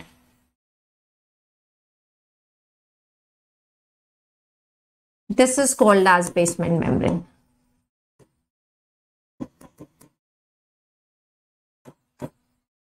इसको इंटरस्टिशियल स्पेस भी बोल सकते हो। तो जो भी गैस आ रही है, फॉर एग्जांपल ऑक्सीजन को पहुंचाना है ब्लड तक, तो उसको यही 3 लेयर्स क्रॉस करके जानी पड़ेंगी। तो इन तीनों को इकट्ठा बोला जाता है रेस्पिरेटरी मेम्ब्रेन। क्या बोलोगे, रेस्पिरेटरी मेम्ब्रेन। जितनी ये मेम्ब्रेन पतली उतना ही efficient exchange. So the respiratory membrane should be very thin in order to promote the exchange of gases. Plus बच्चे, जो न्यूमोसाइट्स हैं, ये क्या है, न्यूमोसाइट्स हैं। Pneumocytes they are actually lined by a surfactant. जब आप जेस्टेशनल स्टेज में थे तो 7वें महीने 7th मंथ के बाद क्या बनना स्टार्ट होता है, एक सर्फैक्टेंट, जो आपको बायोमोलिक्यूल्स में मैंने सिखाया था। That is a phospholipid which is called as lecithin. Lecithin acts as surfactant. ठीक है, surfactant का क्या मतलब होता है, surfactant is that substance which is going to reduce the surface tension. ठीक है, जो एल्वेलाई को कोलैप्स नहीं होने देगा, क्योंकि एक्सपिरेशन के टाइम चांसेस हैं कि यार ये दोनों लेयर्स क्या कर जाए, आपस में कोलैप्स ना कर जाए। तो इस कोलैप्स को कौन प्रिवेंट करेगा, आपका lecithin, which is secreted by type 2 pneumocytes. Yes, done. तो जो बच्चे जिनका बर्थ तो नॉर्मल होता है 9 मंथ्स के बाद, उनमें लेसिथिन बना होता है, लेकिन कुछ बच्चों का बर्थ प्रीमेच्योर भी हो जाता है, तो उन बच्चों में लेसिथिन नहीं बना होता, तो उनके लेसिथिन फॉर्मेशन को प्रमोट किया जाता है। कैसे प्रमोट करते हैं, बाय बच्चों गिविंग देम स्टेरॉइड्स। स्टेरॉइड्स देंगे, लेसिथिन बनेगा एंड देन उनका एल्वेलाई कोलैप्स नहीं करेगा। डन। चलिए अब रीड कर लीजिए। So diffusion membrane is made up of 3 layers. पहला, thin squamous epithelium of the alveoli, then endothelium of the बच्चे आपकी कैपिलरी। ठीक है, and then the basement substance। ठीक है, composed of thin basement membrane supporting squamous epithelium and the basement membrane surrounding the single layer of endothelium। तो ये जो बीच की पूरी जगह है, इस पूरी जगह को क्या बोल देते हैं, बेसमेंट सब्सटेंस बोल देते हैं। ठीक है, However, its total thickness is much lesser than a millimeter. 1 millimetre से भी कम क्या है, इसकी थिकनेस है। Therefore, all the factors of the body, they are in favor of diffusion of oxygen from alveoli to blood and diffusion of CO2 from blood to alveoli. तो सारे factors इसी चीज को सपोर्ट कर रहे हैं कि भाई एल्वेलाई को अंदर भेजना है और CO2 को बाहर लेके जाना है। डन। चलिए, अब हम बात करेंगे बच्चों ट्रांसपोर्ट ऑफ गैसेस की। किसके बारे में बात करेंगे हम, ट्रांसपोर्ट ऑफ गैसेस के। 2 गैसेस का ट्रांसपोर्ट करना है। One we are to talk about oxygen, other we are to talk about carbon dioxide. ठीक है, दोनों अलग अलग वे से होंगे। So blood is the medium. Gas को कौन लेके जाएगा बेटा, ब्लड लेके जाएगा for the transport of oxygen and CO2। सबसे पहले बात करते हैं ऑक्सीजन की। ठीक है, ऑक्सीजन जो है 97% of oxygen will be transported by RBC।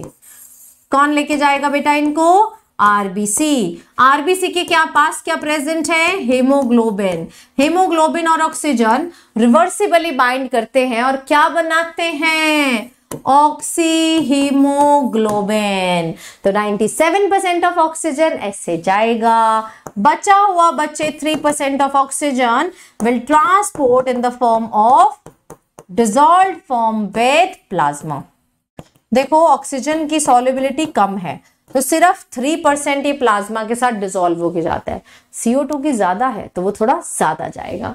Yes, so 97% of the oxygen, ये हाईलाइट करने वाली बात है। कई बार ऐसा सिंपल क्वेश्चन ही आ जाता है कि ऑक्सीजन 97% किसके साथ जाता है? आरबीसी। बचा हुआ 3% किसके साथ जाता है? Dissolved state along with plasma. अब CO2 देख लो, CO2 देख लो बच्चे, nearly 20 to 25% would be transported with RBC in the form of carbamino haemoglobin. ठीक है, 70% would be transported as bicarbonate ion HCO3 negative की फॉर्म में, एंड बचा हुआ 7% is carried out in dissolved state with plasma। 7% dissolved with plasma और oxygen सिर्फ 3। तो क्या प्रूव होता है यार? ऑक्सीजन की सॉल्युबिलिटी कम है। कितना? 20 to 25 टाइम्स कम है। यस, चलिए अब बात करते हैं सिंपली ट्रांसपोर्ट ऑफ ऑक्सीजन की। ठीक है, ऑक्सीजन के ट्रांसपोर्ट की मैंने बोला 97% आपको किसके साथ भेजना है? हीमोग्लोबिन के साथ भेजना है। तो पहले हीमोग्लोबिन का स्ट्रक्चर देख लो यार। So haemoglobin it is a type of quaternary protein, है ना, which has got 4 चेन्स, है ना, एक अल्फा चेन, फिर बीटा चेन, फिर अल्फा चेन, फिर बीटा चेन। तो स्ट्रक्चर क्या है इसका? Alpha two beta 2। हर चेन के पास क्या प्रेजेंट है? एक हेम ग्रुप प्रेजेंट है। तो ये एक हेम ग्रुप है, ये भी एक हेम ग्रुप है, ये भी बच्चों एक हेम ग्रुप है। हर चेन के पास क्या प्रेजेंट है? हेम ग्रुप प्रेजेंट है। इसीलिए इसको क्या बोला जाता है? टेट्रामर बोला जाता है। टेट्रा मतलब 4, है ना, 4 हेम ग्रुप है। These are heme group.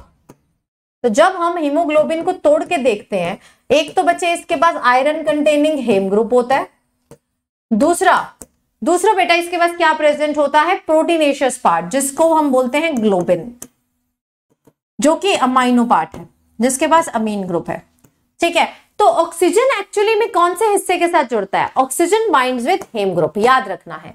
तो ऑक्सीजन की जो बाइंडिंग है वो कौन से ग्रुप के साथ होती है? हेम ग्रुप, जिसके पास आयरन है। लेकिन आयरन का फॉर्म चेंज नहीं होता, आयरन की ऑक्सीडेशन नहीं हो जाती कि वो आयरन ऑक्साइड बनाने लग जाएगा। No, it is simply oxygenation, not oxidation. तो आयरन के साथ ऑक्सीजन सिर्फ जुड़ता है, ऑक्सीजन आयरन को ऑक्सीडाइज नहीं करता, पहली चीज। दूसरी चीज, सिंस इसके पास 4 हेम ग्रुप है ना, 4 हेम ग्रुप है, तो इसके साथ कितने ऑक्सीजन जुड़ सकते हैं? सो 1 हेमोग्लोबिन कैन कैरी, बताइए, can carry 4 oxygen molecule.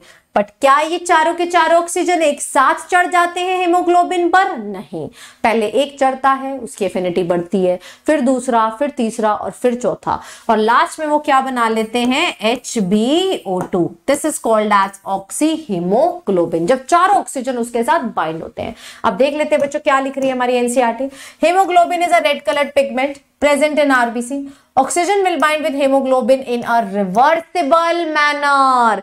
Association भी हो सकती है, dissociation भी हो सकती है। ठीक है, each hemoglobin molecule can carry maximum of 4 oxygen. बताया, क्योंकि 4 हेम ग्रुप है तो 4 ऑक्सीजन लेके जा सकते हैं। Binding is primarily related to partial pressure. देखो, अगर तो पार्शियल प्रेशर ऑफ ऑक्सीजन कहीं ज्यादा होगा, वहां पर बाइंडिंग होगी, मतलब एसोसिएशन होगी। अगर पार्शियल प्रेशर कम हुआ, वहां पर डिसोसिएशन होगी। ये चीज याद रखो। दूसरी चीज, जहां ऑक्सीजन का पार्शियल प्रेशर ज्यादा है, ठीक है, जहां पर ऑक्सीजन का पार्शियल प्रेशर ज्यादा है, वहां कार्बन डाइऑक्साइड का कम होगा। वाइस वर्सा है, जहां CO2 का ज्यादा है, वहां ऑक्सीजन का कम होगा। Yes, so partial pressure of CO2, hydrogen ion concentration, temperature are other factors which can interfere with the binding। अब ये चीज देखो कि जब ऑक्सीजन आपका हेमोग्लोबिन से जुड़ा, पहला इंपॉर्टेंट चीज वो तब जुड़ेगा जब पार्शियल प्रेशर ऑफ ऑक्सीजन क्या है, ज्यादा है। So the factor which favours the association, हाँ जी, कौन से फैक्टर एसोसिएशन कराते हैं? पहला फैक्टर कि यार पार्शियल प्रेशर ऑफ ऑक्सीजन क्या होना चाहिए, ज्यादा होना चाहिए। फिर मैंने दूसरी चीज बताई कि पार्शियल प्रेशर ऑफ ऑक्सीजन जहां ज्यादा होता है वहां CO2 क्या होती है, कम। और एक चीज और अपने साथ गांठ बांध लो कि जैसी CO2 वैसा ही टेम्परेचर, जैसी CO2 वैसा ही H+ आयन कंसेंट्रेशन, जैसी CO2 वैसा ही 2,3 बाइफॉस्फोग्लिसरेट। तो ये सारे फैक्टर्स किसको प्रमोट करेंगे, एसोसिएशन को। अब तुम खुद बताओ एसोसिएशन कहां होती है, टिश्यूज के पास होती है, लंग्स के पास होती है? बताइए बताइए, एसोसिएशन कहां होगी? एसोसिएशन वही होगी जहां ऑक्सीजन ज्यादा है, CO2 कम है। एसोसिएशन वहीं पर होगी जहां भरपूर ऑक्सीजन है। कहां है? तुमने इनहेल किया ना, कहां है? मतलब all these conditions would be present in your alveoli.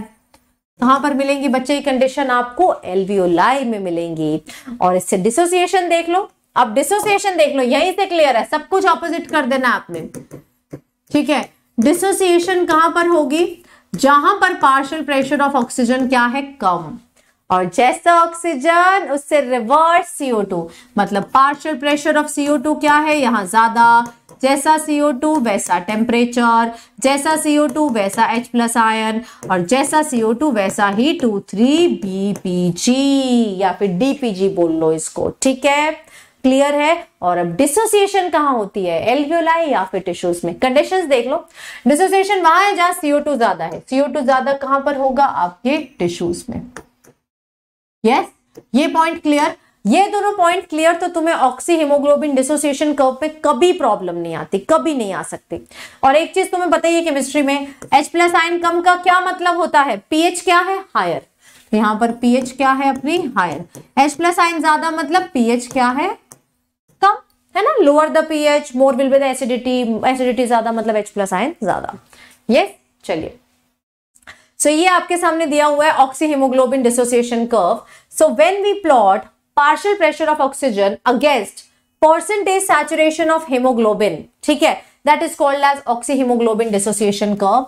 ये कर्व की शेप क्या है, सबसे पहले याद करो, दैट इज सिग्मॉइड, ठीक है। ये कर्व क्या दिखा रहा है कि जैसे जैसे ऑक्सीजन बढ़ता जा रहा है, जैसे जैसे पार्शियल प्रेशर ऑफ ऑक्सीजन बढ़ रहा है, हीमोग्लोबिन के साथ ऑक्सीजन एसोसिएट हो रहा है। एक टाइम पर आकर 100% एसोसिएशन आ गई। ये वो टाइम है जब सारे हीमोग्लोबिन बिजी हो गए, हर एक के साथ चार ऑक्सीजन बैठे ऑलरेडी।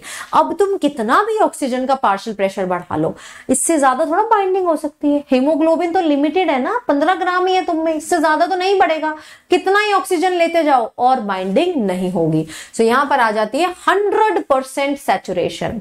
जहां पर 50% सैचुरेशन आती है बच्चों, यहां पर 50% सैचुरेशन आती है।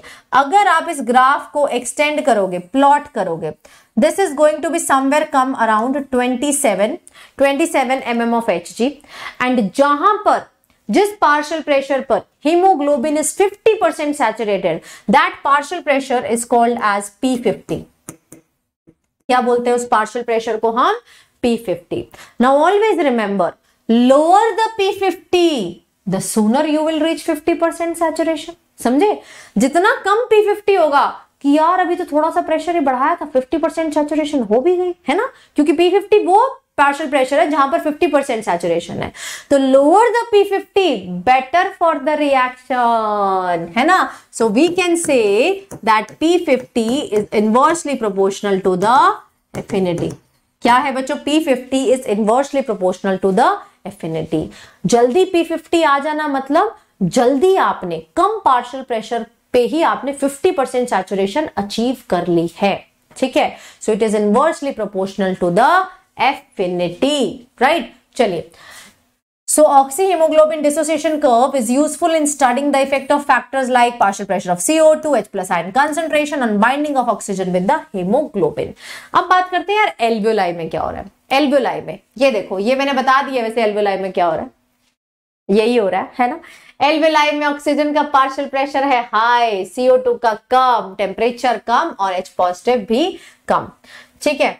Yes, pay attention. So in your alveoli, ध्यान देना बच्चों, in your alveoli, ओहो ब्लैक से हाईलाइट कर दिया, सोचो किससे करते हैं हम, येलो से करते हैं. सो इन योर alveoli बच्चे, where there is, alveoli में क्या है, ऑक्सीजन हाई है, CO2 कम है, CO2 कम तो H प्लस कम, H प्लस कम तो टेम्परेचर कम. ये सारे फैक्टर्स किसको फेवर कर रहे हैं, किसको फेवर कर रहे हैं बच्चों, एसोसिएशन को. क्या हो गया इसको, किसको फेवर कर रहे हैं बच्चों, एसोसिएशन को. So they are favouring formation of oxyhaemoglobin. जबकि इन टिश्यूज सारी कंडीशंस उल्टी हैं, है ना. टिश्यूज में ऑक्सीजन कम है, CO2 ज्यादा, CO2 ज्यादा तो H पॉजिटिव ज्यादा, H पॉजिटिव ज्यादा तो टेम्परेचर ज्यादा. ये सब किसको फेवर करते हैं बेटा, डिसोसिएशन को. ये चीज clear. So this clearly indicates that lungs के पास क्या होगा, oxygen will bind to haemoglobin, ठीक है, और टिश्यूज के पास it is going to dissociate. ये बात सबको समझ आई, ये बात बच्चे सबको समझ आई कि लंग्स के पास क्या हो रहा है, एसोसिएशन हो रही है, और टिश्यूज के पास क्या हो रही है, डिसोसिएशन हो रही है. एक चीज. दूसरी चीज यहां समझो, दूसरी चीज यहां पर समझो कि यार अगर ग्राफ, ये नॉर्मल ग्राफ है, if this graph will shift to right side, देखो if this graph is going to shift to right side, ठीक है, बना दो इस तरीके का ही बना दो, तो खुद सोच के बताओ इसकी P50 वैल्यू बढ़ी या कम हुई, है ना. अगर ग्राफ राइट पे शिफ्ट हो रहा है, यहां पे लिख देती हूँ शिफ्ट टू राइट, तो मतलब P50 वैल्यू इसकी क्या कर गई, 27 से बढ़ गई, है ना. P50 वैल्यू क्या कर गई, इंक्रीज कर गई. P50 इंक्रीज करता है तो एफिनिटी क्या होती है, कम. एफिनिटी कम मतलब this is going to favour dissociation. तो ग्राफ तब राइट की तरफ मूव करेगा जब क्या हो रही है, dissociation. On the other hand when graph will move to left side, ठीक है, तो बच्चे इसकी P50 वैल्यू क्या हो जाती है, कम हो जाती है ना. अगर ग्राफ मूव करे लेफ्ट में तो बेटा इसकी P50 वैल्यू क्या हो गई, कम हो गई, 27 से कम हो गई. P50 वैल्यू कम तो एफिनिटी ज्यादा, एफिनिटी ज्यादा मतलब इस टाइम पे क्या होगी, एसोसिएशन. तो जितने भी एसोसिएशन वाले फैक्टर्स थे वो जब आएंगे मतलब इस टाइम पे graph is going to move towards left side, ठीक है, और इस टाइम पे graph is going to move towards right side. ये चीज समझ आई कि जब ये सारे फैक्टर्स आ जाएंगे, एसोसिएशन, एसोसिएशन होने का मतलब है ग्राफ कहां पर मूव कर रहा है, लेफ्ट की तरफ, ठीक है, P50 कम हो रहा है. और जब ये फैक्टर्स आ जाएंगे they are going to favour the dissociation. Yes, चलिए.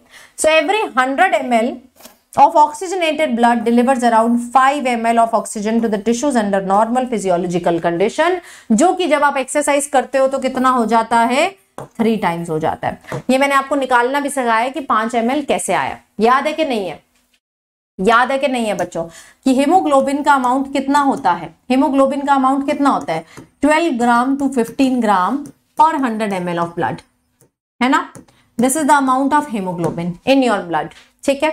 अब इस हीमोग्लोबिन में 1 ग्राम ऑफ हीमोग्लोबिन कितना ऑक्सीजन कैरी कर सकता है, 1 gram of haemoglobin can carry 1.34 ml of oxygen again पर 100 ml ऑफ ब्लड, ठीक है. 1 ग्राम अगर इतना कैरी कर सकता है तो आपके पास तो कितना है, अप्रोक्सीमेटली 15 ग्राम है, तो कितना कैरी होगा, 1.34 into 15, answer is going to be around 20.1 ml per 100 ml of solution of blood, ठीक है. अब 21.1 एक्चुअल में नहीं होता, एक्चुअल में थोड़ा सा कम होता है.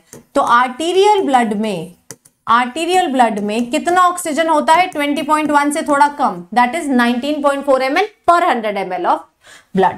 और वीनस ब्लड में हमने चेक किया कि वीनस ब्लड में कितना ऑक्सीजन है, दैट इज अराउंड 4.4 ml. तो अगर आर्टरी 19 लेकर आ रही थी, वेन्स 14 लेकर जा रही है, तो रास्ते में बाकी कहां गया, रास्ते में आपने दे दिया टिश्यूज को, तो टिश्यूज को मिल गया 19.4 minus 14.4, that is going to be 5 ml. So the amount of oxygen which is transported to tissues under normal condition under normal condition बच्चों that is going to be 5 ml। और यही अगर हम विगरस एक्सरसाइज की बात करें तब tissue की डिमांड बढ़ जाती है तो तुम थोड़ा ज्यादा दे दोगे। सो एक्सरसाइज के टाइम पर we are transporting around 15 ml। कितना ml? 15, 3 टाइम्स हो जाएगा। कितना हो जाएगा बेटा? 15 ml पर 100 ml। ये पर 100 ml जरूर याद रखना, ठीक है। कई बार वो आपसे पर 1000 ml पूछ लेते हैं, बताओ पर 1 लीटर पूछ लेते हैं, तो इस टाइप के क्वेश्चंस आपको आ सकते हैं। तो इस तरीके से जो लाइन एनसीईआरटी ने लिखी है कि यार 5 ml टिश्यूज को मिलता है, we have proved this line कि इस तरीके से मिलता है। Okay done. So with this we are done with transport of oxygen, है ना। अब अगला करते हैं transport of CO2। Yes, transport of CO2। CO2 is carried by haemoglobin. हमने बात की कि यार CO2 भी 3 तरीके से ट्रांसपोर्ट होता है। सबसे पहले होता है 7% इन dissolved form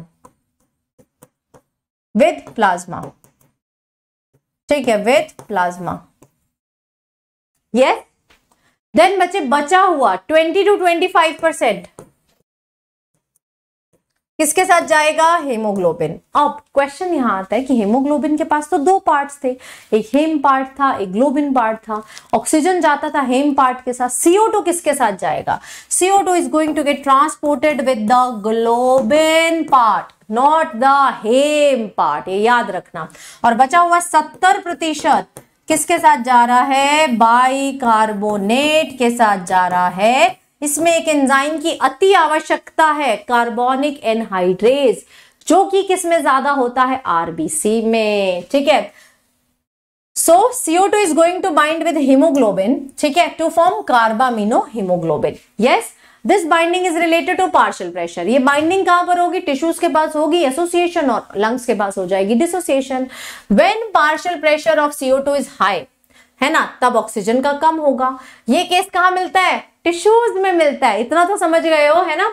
there it is going to occur binding of CO2। Whereas जब CO2 कम होगा तब क्या होगी? डिसोसिएशन। CO2 कम कहां होता है? एल्वियोलाई में होता है। टिश्यूज में ज्यादा होता है CO2, वहां रेस्पिरेशन हो रही है, एल्वियोलाई में कम होता है। तो टिश्यूज के पास CO2 will associate with hemoglobin और लंग्स के पास इट विल डिसोसिएट। डिसोसिएट करेगा तभी तो CO2 बाहर आएगा। अगर हीमोग्लोबिन के साथ चिपक के बैठा रहेगा तो कैसे एक्सलेशन होएगी? यस बच्चों, कैसे एक्सलेशन होएगी तुम खुद बताओ, ठीक है। और क्या कह रहे हैं? Next they are saying and CO2 which is bound to hemoglobin from tissues is delivered to the alveoli। ये समझ गए। RBC contains a very high concentration of an enzyme। अभी बताया, ये भी एक क्वेश्चन है कि यार CA की कंसेंट्रेशन, कार्बोनिक एनहाइड्रेज की कंसेंट्रेशन किसके पास ज्यादा होती है? RBC के पास ज्यादा होती है। यहां पर समझो, तो ये है बेटा आपकी ब्लड कैपिलरी। इस ब्लड कैपिलरी के अंदर कौन प्रस्तुत है? आपका RBC, which is biconcave in shape. Simple सा फंडा है, ठीक है। यहां पर आपके प्रेजेंट है टिश्यूज। क्या प्रेजेंट है? टिश्यूज। टिश्यूज ने क्या किया है? टिश्यूज ने क्या किया बच्चों? CO2 बनाया, है ना। टिश्यूज के पास पार्शियल प्रेशर ऑफ CO2 क्या है? ज्यादा। यहां पर पार्शियल प्रेशर ऑफ CO2 ज्यादा है और पार्शियल प्रेशर ऑफ ऑक्सीजन कम है। सिंस यहां CO2 ज्यादा है तो CO2 आके ज्वाइन करेगा कि नहीं करेगा? बिल्कुल, बताओ बच्चों, ज्वाइन करेगा कि नहीं करेगा? करेगा ना। तो CO2 बच्चे टिश्यूज ने रिलीज किया। सबसे पहले भाई CO2 चला गया अपना प्लाज्मा में, ठीक है। 7% would be transported as dissolved form in plasma, ठीक है। बाहर प्लाज्मा है क्योंकि RBC के, this is going to be RBC, इतना तो आप समझते हैं, है ना। देन बच्चे कुछ CO2 आपका अंदर आ गया। कितना? 20 to 25% CO2 किसके साथ जुड़ा? हीमोग्लोबिन के साथ। और क्या बना लिया इसने? Carbamino haemoglobin. RBC के अंदर बन रहा है कार्बामिनो हीमोग्लोबिन। बचा हुआ कितना बच्चे? 70% ऑफ CO2 भी एंट्री मारा आपके RBC के अंदर। और RBC के अंदर बच्चे इसको मिला वाटर। ठीक है, क्या बनाया इसने? कार्बोनिक एसिड बना सकता है in the presence of carbonic anhydrase. ठीक है, क्योंकि कार्बोनिक एनहाइड्रेस कहां मिलता है? आरबीसी के अंदर ज्यादा है। एनसीईआरटी कहती है आरबीसी के अंदर ज्यादा है, मतलब एनसीईआरटी के अकॉर्डिंग कार्बोनिक एनहाइड्रेस प्लाज्मा में भी है, बट एक्चुअल में कहां होता है? सिर्फ आरबीसी में होता है, बट हम एनसीईआरटी को ब्लाइंडली फॉलो करते हैं। ठीक है, तो 70% ऑफ CO2 वाटर के साथ जुड़ा in the presence of carbonic anhydrase, क्या बना लिया इसने? H2CO3। अब ये जो H2CO3 है, it is going to break, क्या बन जाएगा? H positive plus HCO3 negative, ये दोनों चीजें बन गई। अब H पॉजिटिव यार आरबीसी के अंदर ना एसिडिटी बढ़ा रहा था, तो एसिडिटी बढ़ाने से गड़बड़ हो जाएगी, तो बफर आ जाएगा which is going to control the acidity. तो ये जो H पॉजिटिव है यहां पर जुड़ा हेमोग्लोबिन के साथ, ठीक है, किसके साथ जुड़ा? हेमोग्लोबिन के साथ, और क्या बना लिया इन्होंने? हेमोग्लोबिनिक एसिड, HHB बना लिया, हेमोग्लोबिनिक एसिड, मामला खत्म। अब ये बचा हुआ HCO3 negative, this HCO3 negative will come outside. कहां आया बेटा? ये बाहर आया। ठीक है, HCO3 नेगेटिव कहां आया? बाहर आया। बाहर आने के बाद इसको कौन मिला? सॉल्ट मिला, है ना। प्लाज्मा के अंदर क्या प्रेजेंट है? सॉल्ट प्रेजेंट है। बाइंडिंग हुई अपनी, बाइंडिंग होने के बाद क्या बन गया? NaHCO3 प्लस क्या बन गया? क्लोराइड नेगेटिव, क्लोराइड आयन बन गया, chlorine negative.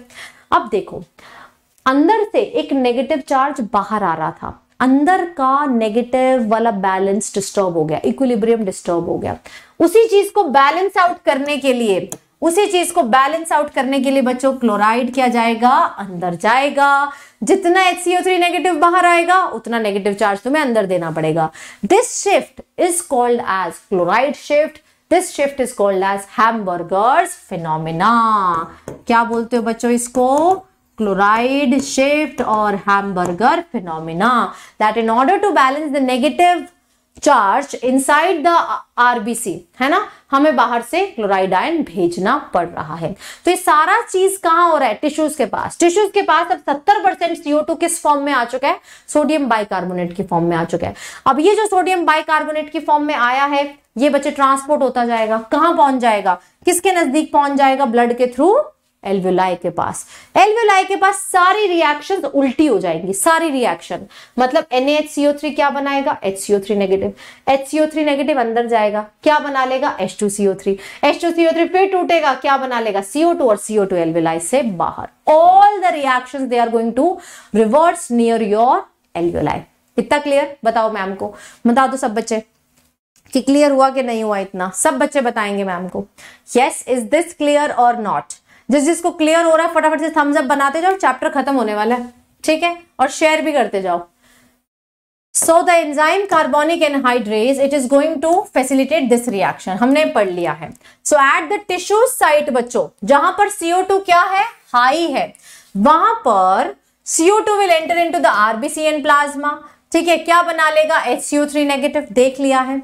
Then at the alveolar site, जहां पर CO2 कम है, reverse reaction will start, reaction will proceed in opposite direction, जिसकी वजह से CO2 will come in molecular form, and then बच्चे यहां से आप CO2 को एक्सहेल आउट कर सकते हो। कभी भी आप CO2 को बाइकार्बोनेट की फॉर्म में थोड़ा एल्वियोलाई बाहर निकालता है, उसको CO2 किस फॉर्म में चाहिए? CO2 की फॉर्म में चाहिए, मॉलिक्यूलर फॉर्म में चाहिए, तभी वो बाहर आएगी, अदरवाइज वो नहीं आएगी। अब हमने देखा था कि यार टिश्यूज कितना ऑक्सीजन, टिश्यूज आपका ब्लड कितना ऑक्सीजन टिश्यूज को देता है? 5 ml।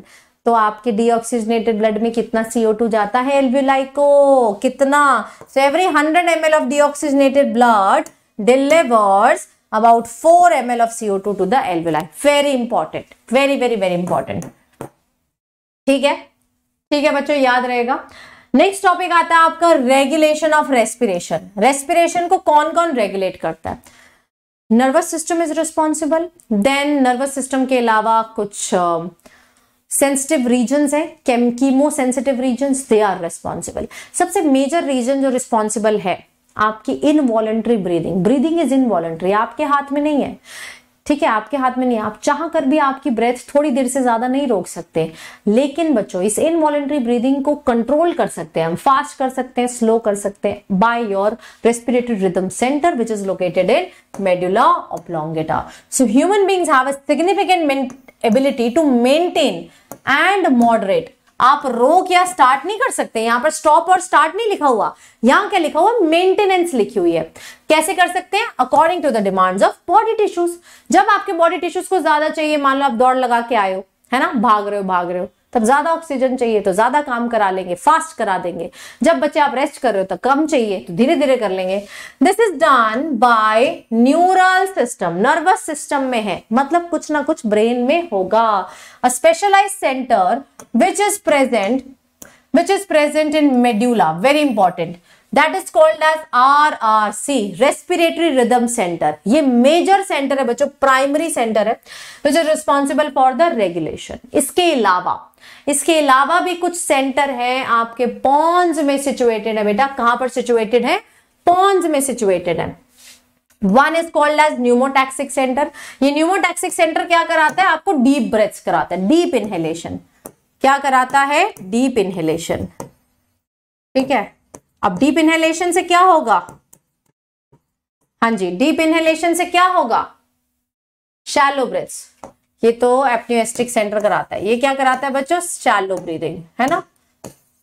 शैलो ब्रीदिंग से क्या होगा, आपका duration of inspiration will get reduced. That is why it is called as switch off point of inspiration. अब ये जो न्यूमोटैक्सिक है, it will moderate the function of RRC. Neural signal from this centre can reduce the duration of inspiration. समझ रहे हो, पहले जहां inspiration को 2 सेकेंड लगते थे, अब जल्दी जल्दी हो जाएगी, फास्ट ब्रेथ है ना, शैलो ब्रीदिंग हो जाएगी, thereby altering the respiratory rate. तो ये बात हो गई आपके रोल ऑफ नर्वस सिस्टम की. यहां पर एक और सिस्टम डाल दो, apneustic centre. Again in your pons, ये डीप इनहेलेशन कराता है, ये शैलो इनहेलेशन कराता है. इसके बाद आता है आपका chemosensitive region which is situated very much near to RRC, मतलब आपके हाइंड ब्रेन में ही. इसके बगल में क्या सिचुएटेड है, आपका कीमोसेंसिटिव रीजन. किसके लिए सेंसिटिव है, केमिकल. कौन सा chemical, sensitive to CO2 and बच्चों H+ ion concentration. They are insensitive to concentration of oxygen. क्या कहना चाह रहे हैं कि अगर इस कीमोसेंसिटिव रीजन ने देखा कि यार CO2 बहुत बढ़ गया, CO2 बढ़ने का मतलब है ऑक्सीजन कम हुआ है, तो फटाफट से क्या कराएगा, ब्रीदिंग. लेकिन इसको ये नहीं पता चलता ऑक्सीजन कम हुआ है, इसको पता चलता है कि CO2 बढ़ गया. So it is sensitive only to CO2 and hydrogen ion concentration. So increase in these substances can activate this center, which in turn can signal the rhythm center to make necessary adjustment. तो जैसे ये देखेगा कि भाई CO2 बढ़ गया है, CO2 बढ़ गया तो H+ भी बढ़ेगा, है ना, तभी इंफॉर्मेशन देगा RRC को कि फटाफट इनहेलेशन कराइए. Yes, साथ ही में there are some receptors which are associated in aortic arch, in carotid artery. देख रहे हो, जैसे ये आपका मैं हार्ट बना देती हूँ, जस्ट हार्ट. तो आपको पता है हार्ट से जो मेजर आर्टरी निकलती है दैट इज आयोटा. ठीक है, कौन सी निकलती है, this is arch of iota. ठीक है, देन आयोटा से आपकी कुछ और आर्टरीज निकलती हैं जिसको हम बोलते हैं, जो ब्रेन तक जाती है, that is called as carotid artery. तो आयोटा के पास प्लस बच्चे कैरोटिड आर्टरीज के पास बॉडीज है जिसको आप आयोटिक बॉडी और कैरोटिड बॉडी बोलते हो, which are also sensitive again to CO2 and H+, not to oxygen.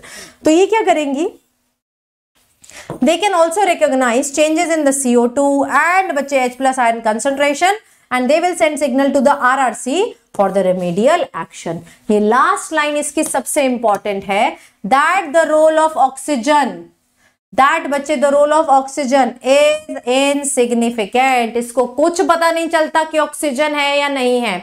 आप खुद सोचो, आयोटा में ऑक्सीजनेटेड ब्लड होता है, कैरोटिड आर्टरी में भी ऑक्सीजनेटेड. तो ये क्या देखेंगी कि यार ऑक्सीजनेटेड ब्लड में अगर CO2 बढ़ गया, because they are sensitive to CO2 बढ़ गया तो RRC को सिग्नल जाएगा कि भाई इंस्पिरेशन करा लो, CO2 बढ़ गया है. इनको ये नहीं पता चलता ऑक्सीजन कम हो गया है, इनको पता चलता है CO2 बढ़ गया है. ठीक है, तो ये हो गया आपका रेगुलेशन के बाद आपका लास्ट टॉपिक आता है, दैट इज बच्चों अबाउट डिसऑर्डर्स, है ना. सबसे पहला डिसऑर्डर आपका है asthma. Asthma actually happens due to allergen. ये एक तरीके की क्या है बच्चों, एलर्जी है। किस वजह से होती है, एलर्जन की वजह से होती है, जिसमें आपको सांस लेने में दिक्कत आती है या सांस लेते हुए आवाज आती है। आपको पता है एलर्जन कोई भी हो सकता है, it could be dust, it could be pollens, जिसमें बच्चे वो बाइंड करते हैं किससे, allergens they actually bind with yes mast cell, और मास्ट सेल क्या सिक्रेट करेंगे, हिस्टामीन। अब हिस्टामीन क्या क्या करता है जानते हो, हिस्टामीन क्या क्या करता है, दो काम कर सकता है।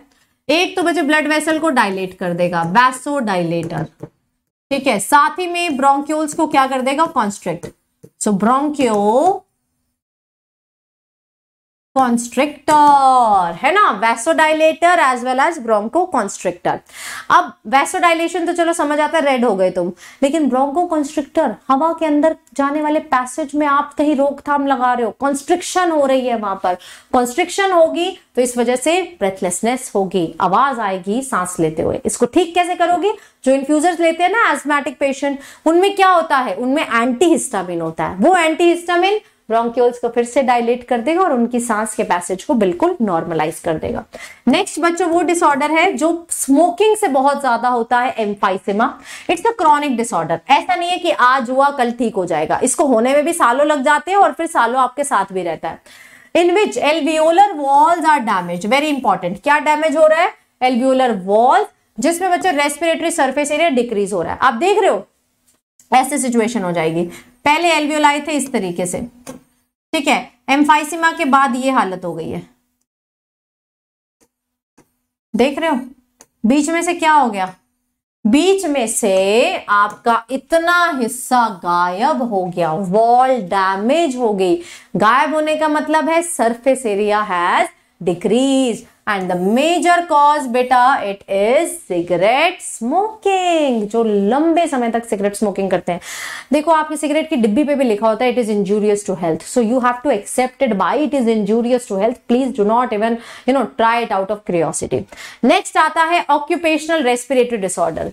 ये उनको होते हैं जो बेटा अपनी प्रोफेशन की वजह से जिनके लंग्स में डैमेज होता है, जैसे मैंने आपको एग्जांपल बताए हुए, जैसे जो स्कूल टीचर्स है या फिर जब हम पहले ऑफलाइन में पढ़ाते थे तब वहां पर चौक बोर्ड होता था, है ना, ब्लैक बोर्ड के ऊपर चौक से लिखते थे। वो पहले जो चौक आते थे बहुत डस्ट फेंकते थे, आपके बाल खराब करेंगे, स्किन खराब करेंगे। देन जब उनको कॉन्टिन्यूसली इनहेल करते हैं तो अल्टीमेटली क्या होता है, इनहेलेशन से क्या होता है, आपके रेस्पिरेटरी पैसेज में प्रॉब्लम रहती है, थोड़ी सी इरिटेशन रहती है। Same way there are certain people who work in coal industry, who work in glass industry, who are at continuous exposure of silica, who are at continuous exposure of asbestos, तो उनको क्या हो जाता है, occupational respiratory disorder. आज के time पे तो बच्चे मास्क लगाना कंपलसरी हो गया है और भी बहुत सारे प्रोटेक्टिव मेजर्स लेने लग गए हैं, बट पहले के टाइम पे चीजें बहुत ज्यादा थी जब प्रिकॉशंस नहीं लेते हैं। So in certain industries specially those involving grinding of stone breaking, जहां पर बहुत डस्ट बनती है, ठीक है, defence mechanism of body can not fully cope up. कितना काम करेगा यार, एक दिन करेगा, 2 दिन करेगा, तुम 10 साल से उसी इंडस्ट्री में जा रहे हो, उसी चीज का एक्सपोजर ले रहे हो, ठीक है। So long exposure can give rise to inflammation leading to, very important word, fibrosis. मतलब लंग्स में एल्वियोलाई की जगह फाइबर्स आ जाएंगे, फाइब्रोसिस हो जाएगी, ठीक है, thus causing serious lung damage. Workers in such industry should wear mask. मान लो एक्सपोजर किसका है, सिलिका का, तो उसको बोलते हैं हम सिलिकोसिस। मान लो एक्सपोजर किसका है, एस्बेस्टोस का, उसको हम बोलते हैं एस्बेस्टोसिस। यस बच्चों, क्लियर है। तो आई बिलीव मैंने चैप्टर आपको फिर से उतनी ही डिटेल में दोबारा समझाने की कोशिश की, सारे कॉन्सेप्ट बताने की कोशिश करी, आपको अच्छे समझ आया होगा। अब आपके टेस्ट होने में 1 या 2 घंटे मुश्किल से बचे हैं, फटाफट से रिवाइज करो, खाना खाओ, 3 से 6 अच्छी तरह से टेस्ट दो, ठीक है। तो आप मेरी अनअकैडमी पर प्रोफाइल भी डेफिनेटली फॉलो करिए, यहाँ पर आपको फॉलो का ऑप्शन दिखेगा, नोटिफाई मी पे क्लिक करना और मेरी सारी स्पेशल क्लासेस आप देख सकते हो by using the code that is सीप लाइफ। यस, और ये डीपीपी जो है आपको कहाँ मिलेगी, सेशन के तुरंत बाद टेलीग्राम चैनल पर अपडेट हो जाएगी। टेलीग्राम चैनल का लिंक बच्चे, टेलीग्राम चैनल का लिंक कहां पर दिया हुआ है, the link is given in the description box. Yes, साथ ही में मंथन का टेस्ट आप जानते हैं आज होने वाला है। जिसको नहीं पता फटाफट से जाकर अनअकैडमी पे एनरोल कर लो, अनअकैडमी की ऐप या फिर unacademy.com पर फ्री टेस्ट है बिल्कुल। सीप लाइव कोड यूज करके आप अभी भी एनरोल कर सकते हो। 3 to 6 टेस्ट होने वाला है। These are all our plus courses. Lakshya, as NEET, step up, ma'am का भी प्लस का बैच आने वाला है मंडे से, हम दोबारा चालू कर रहे हैं, ठीक है। इस मंथ का बैच लॉन्च हो रहा है, तो आप सब सीप लाइव कोड यूज करके, जिसमें आपको 10% ऑफ मिलेगा, आप आसानी से सीप लाइव कोड यूज करके प्लस में एडमिशन ले सकते हो। तो बच्चे पूछते हैं यार क्या डिफरेंस है प्लस और यूट्यूब में। देखो प्लस में ना आपको एक लाइव इंटरेक्शन मिलता है, टीचर से आप अच्छे से बात कर पाते हो, सारी क्लासेस लाइव रहती हैं। प्लस बच्चों वहां पर आपको टेस्ट सीरीज मिलती है, अपने डाउट सॉल्व होते हैं और एक लाइक माइंडेड माहौल मिलता है, स्टूडेंट्स मिलते हैं। सबसे बड़ा बेनिफिट होता है कि अपने मर्जी से आप अपना कोर्स चूज करते हो। एक बारी प्लस सब्सक्रिप्शन लेने के बाद, मान लो आपने 1 साल की सब्सक्रिप्शन ले ली, आप 1 साल में जिससे पढ़ना चाहते हो उससे पढ़ो, मल्टीपल सबसे पढ़ना चाहते हो सबसे पढ़ो। All the batches they will become open to you. तुमने क्रैश कोर्स में पढ़ना है क्रैश में पढ़ो, तुमने डिटेल वाले में पढ़ना है डिटेल में पढ़ो, तुमने प्रैक्टिस कोर्स में बैठना प्रैक्टिस में बैठो। इससे बड़ी अपॉर्चुनिटी आपको कहां मिलेगी। तो 6 मंथ, 1 ईयर, 2 ईयर सारे कोर्सेज अवेलेबल है। बेस्ट 2021 के लिए कौन सा है 6 मंथ, एंड 11th के लिए हो जाएगा आपका 2 ईयर का कोर्स, ठीक है। तो सीप लाइव कोड लगाना मत भूलना। ऑब्वियसली आपको हर कोर्स से 10% ऑफ मिलता है, बट अगर आप ये यूज करोगे तो आई विल फील लाइक कि यस बच्चों को मैम की पढ़ाई भी समझ आती है। और कमेंट में मुझे जरूर बताया करो कि आपको सेशन कैसा लगा, ठीक है। प्लस अगर आप चाहते हो कि आपको एक पर्सनलाइज कोच मिले तो वहां पर भी मैम अवेलेबल है। I am one of the panelist of iconic subscription. Again आप सीप लाइव कोड यूज करके 6 मंथ, 1 ईयर या 2 ईयर कोई भी सब्सक्रिप्शन पे 10% ऑफ पा सकते हैं, ठीक है। आज का सेशन अच्छा लगा तो डेफिनेटली लाइक करना, शेयर करना, सब्सक्राइब करना, ये आपकी ड्यूटी है। एंड शेयर करिए सोशल मीडिया पे by using 2 hashtags, #NEETManthan and #CrackNEET साथ ही मुझे फॉलो कर लो अनअकैडमी पे and everywhere else. You will find me with the handle seep.pahuja everywhere, ठीक है। तो आपको वहां पर मेरी क्लास की अपडेट्स मिलती रहती हैं। Now best of luck for your test. Break a leg बच्चों, I believe in you, you can फोड़ दोगे आप इस टेस्ट में। Bye bye, take care.